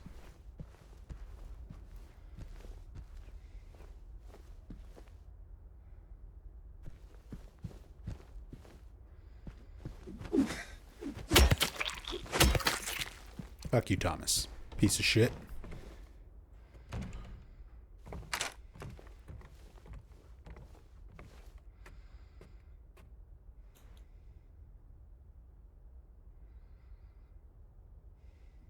Just checking all this stuff. Sometimes they like to switch out textures and things after a sequence. This is still my favorite.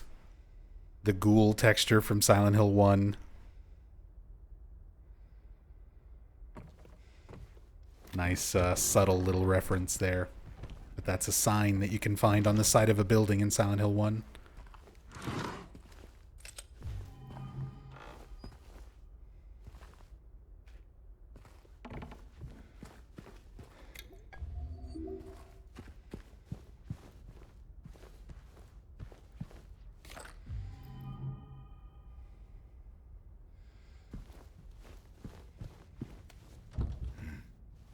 This way in is locked. Now this side is open.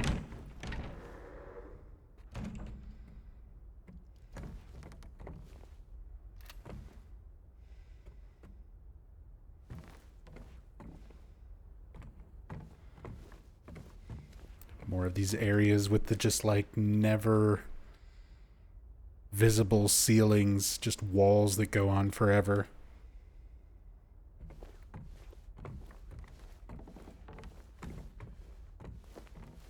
Some of my favorite imagery in the environments in this game. And we're officially in the labyrinth, drawing our own map. Just like in the original, just like some of the other games. That's one of the things I like the most about Silent Hill 4. is that Henry just draws where he's going in his notebook. I love the concept of characters in game just drawing their maps as they explore.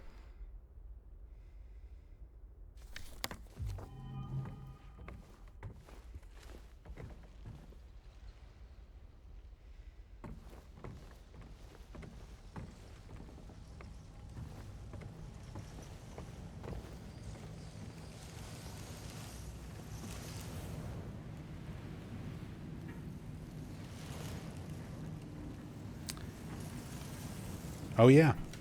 Now that we've gone through that whole sequence, let's take a look at James. See how our boy is looking.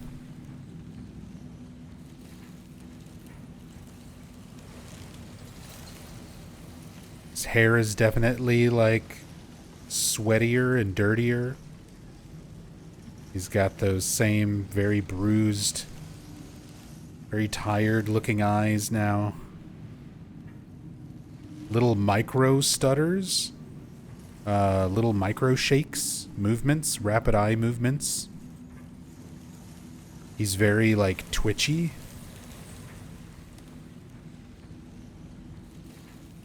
He's having little muscle spasms in his face as well. Like his cheeks will sort of twitch and pull up. His jaw clenched right there. All these little... This is some of the stuff that, like, with modern technology makes such a big difference. The little minuscule, tiniest of little subtle animations for facial acting.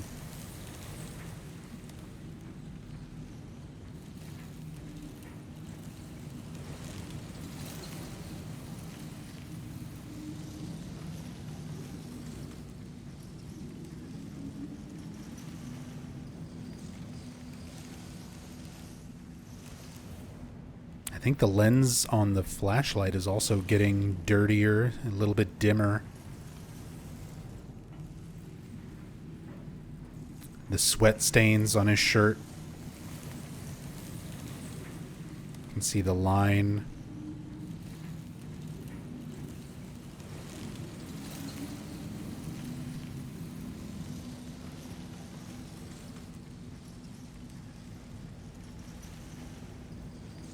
Dirt and everything under his fingernails. James has definitely been through some shit. Of course, the mark on the wedding finger, the wedding ring is missing. Still there, as it has been from the beginning.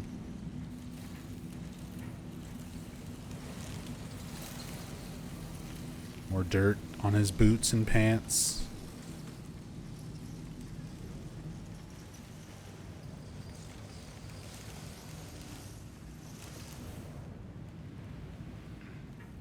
It's pretty incredible that they incorporated the intro and trailer imagery of the mannequins and the old myth about enemies thinking you're Pyramid Head all in one instance.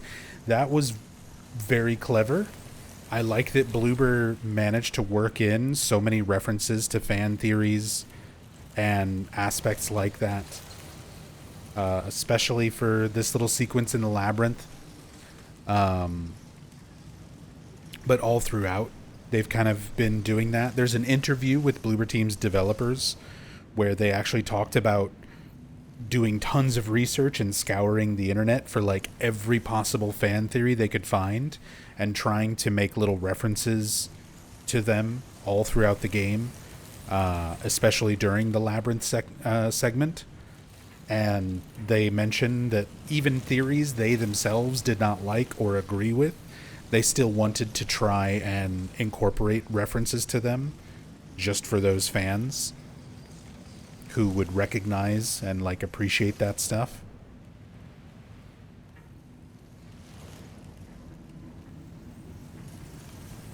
But yeah, the idea of sort of working in this imagery, very, very similar to the intro sequence and early Silent Hill 2 trailers from the original.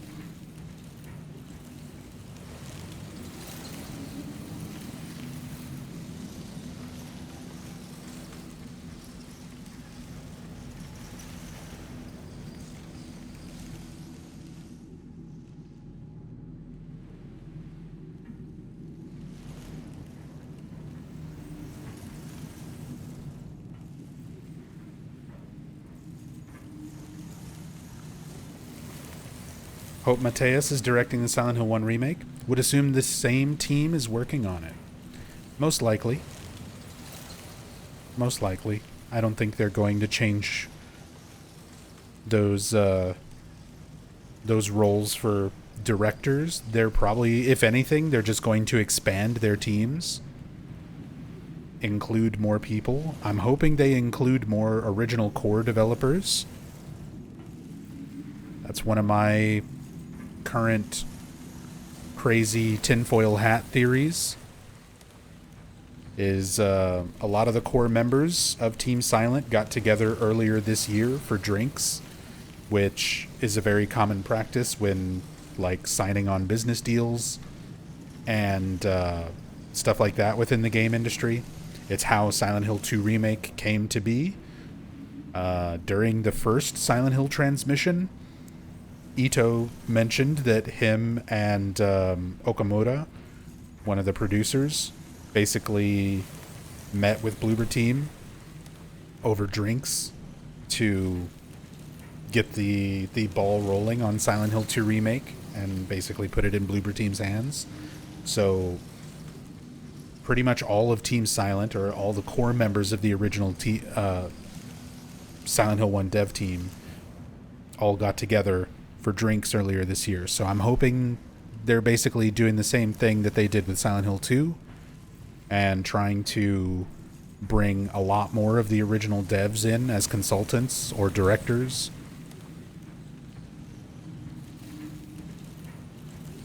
Expand their teams, get some more talented people. Because if they treat it with the same amount of respect as Silent Hill 2 Remake and spend even more time on it, kind of getting all those details and aspects and inclusion of more of the original team, like, it's gonna be a solid game.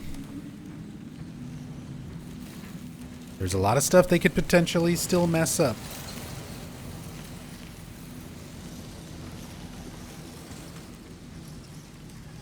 But I think it'll be okay.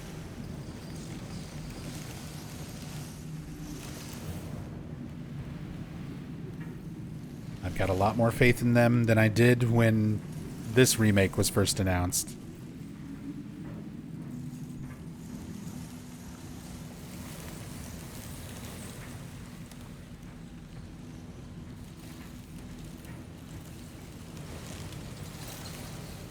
That's true, Blue Blood. Ito and Yamaoka wanted more drastic changes to the remake, but Bloober refused, according to Okamoto.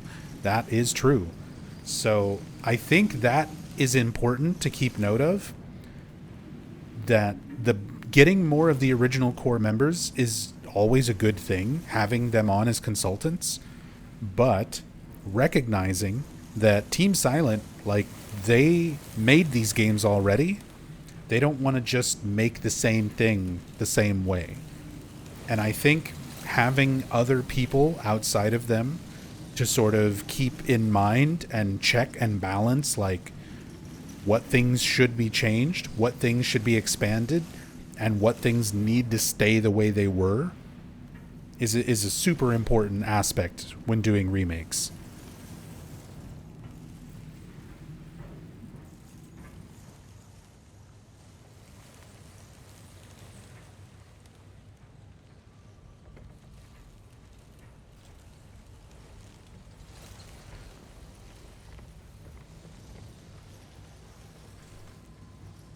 All right.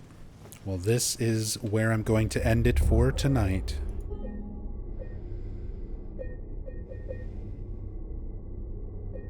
We're officially in the labyrinth.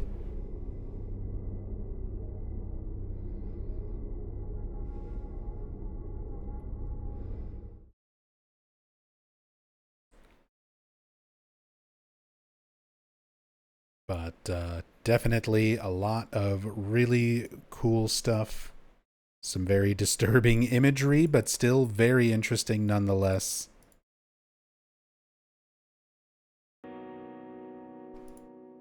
Was really great getting to see a lot of the Angela sequence and Abstract Daddy sequences in greater detail the machinery and just how much disturbing stuff they managed to squeeze into that sequence. Really good way to expand on the original themes and ideas. Not to mention the little newspapers and things in the hallway before that, with snippets from Mary's letter as part of the text. Lots of cool Easter eggs, details. Always a pleasure going through this. And I really, really appreciate all of you being here to join me for it. Thank you so much for all the love and support. Seriously. You guys are what keeps me going. Literally keep me alive. Considering all of your support currently goes towards paying my medical bills and taking better care of my health right now so that I can stream more often. As my health improves, I'm sort of working my way back to regular full-time streaming. I've got some appointments and doctor's visits and tests going on this week, so hopefully start getting some better answers on what's going on with me, some more accurate diagnosis, and just as long as things keep improving and I'm still alive, I'll keep going. And I cannot thank you all enough just for giving me that opportunity to be able to do it. Is your GoFundMe still up? The GoFundMe is still up if you want to contribute towards that. I've also got the PayPal link in my About section. If you would rather do any sort of contributions that way.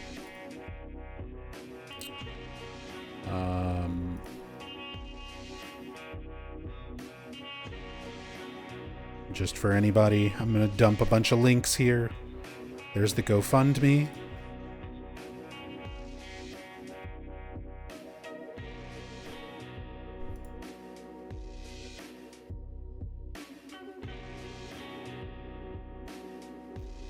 And the PayPal link. And even if you cannot support directly through those means, just being here, enjoying what I do, helps immensely. You can also subscribe to my YouTube channel. Watch some of these archives. I've been archiving. This was day 23. If you've missed any of this playthrough, or if you want to see any of my other in-depth story playthroughs, I've been covering Silent Hill as an entire franchise very extensively for the past 10 years, more than 10 years at this point. So I've got videos and playthroughs covering every single game. I've also got the archive channel. If you're not already subscribed on there, every single stream that I do immediately goes up unedited onto the archives channel, and then I edit things down, add context, shorten up sequences for the main channel to be a little bit more digestible. But if you want to catch all the VODs just as they are, check out the archive. And last but not least, we have our wonderful Discord community. You're welcome to join me in my graveyard, where we frequently discuss Silent Hill, questions, fan theories, any upcoming information and news that I find out about, I share there, along with any other video game discussion, general discussion, updates on my health, and a good way to know when I'm going to be streaming next and what I'm going to be doing. So you're more than welcome to join. And food. Also posting food. Sometimes I'll share my dinner as I cook things. And cats. Pictures of my cats. All sorts of stuff. But it's a great community. Good to just chill, hang out, discuss whatever. Keep up with things. But yeah, thank you guys so much for being here. Really, really appreciate you all. I'll be back tomorrow. Hopefully, kind of the same game plan as always. Although tomorrow there's going to be a big Phasmophobia update. So usually I try to do an earlier stream in the day. Around like 4 p.m. Eastern or so. I've been playing Dead by Daylight during that stream. But tomorrow I think I might do Phasmophobia instead. And, of course, more Silent Hill 2 Remake cam hack tomorrow evening. I usually start that around 9 p.m. Eastern. So 4 p.m. Eastern if you want to come by and check out some Phasmo. 9 p.m. Eastern if you want to see day 24 of the cam hack as we start moving into the labyrinth. But yeah, thanks everybody so much. Till next time, be good to yourselves, be good to each other. Much love. Peace.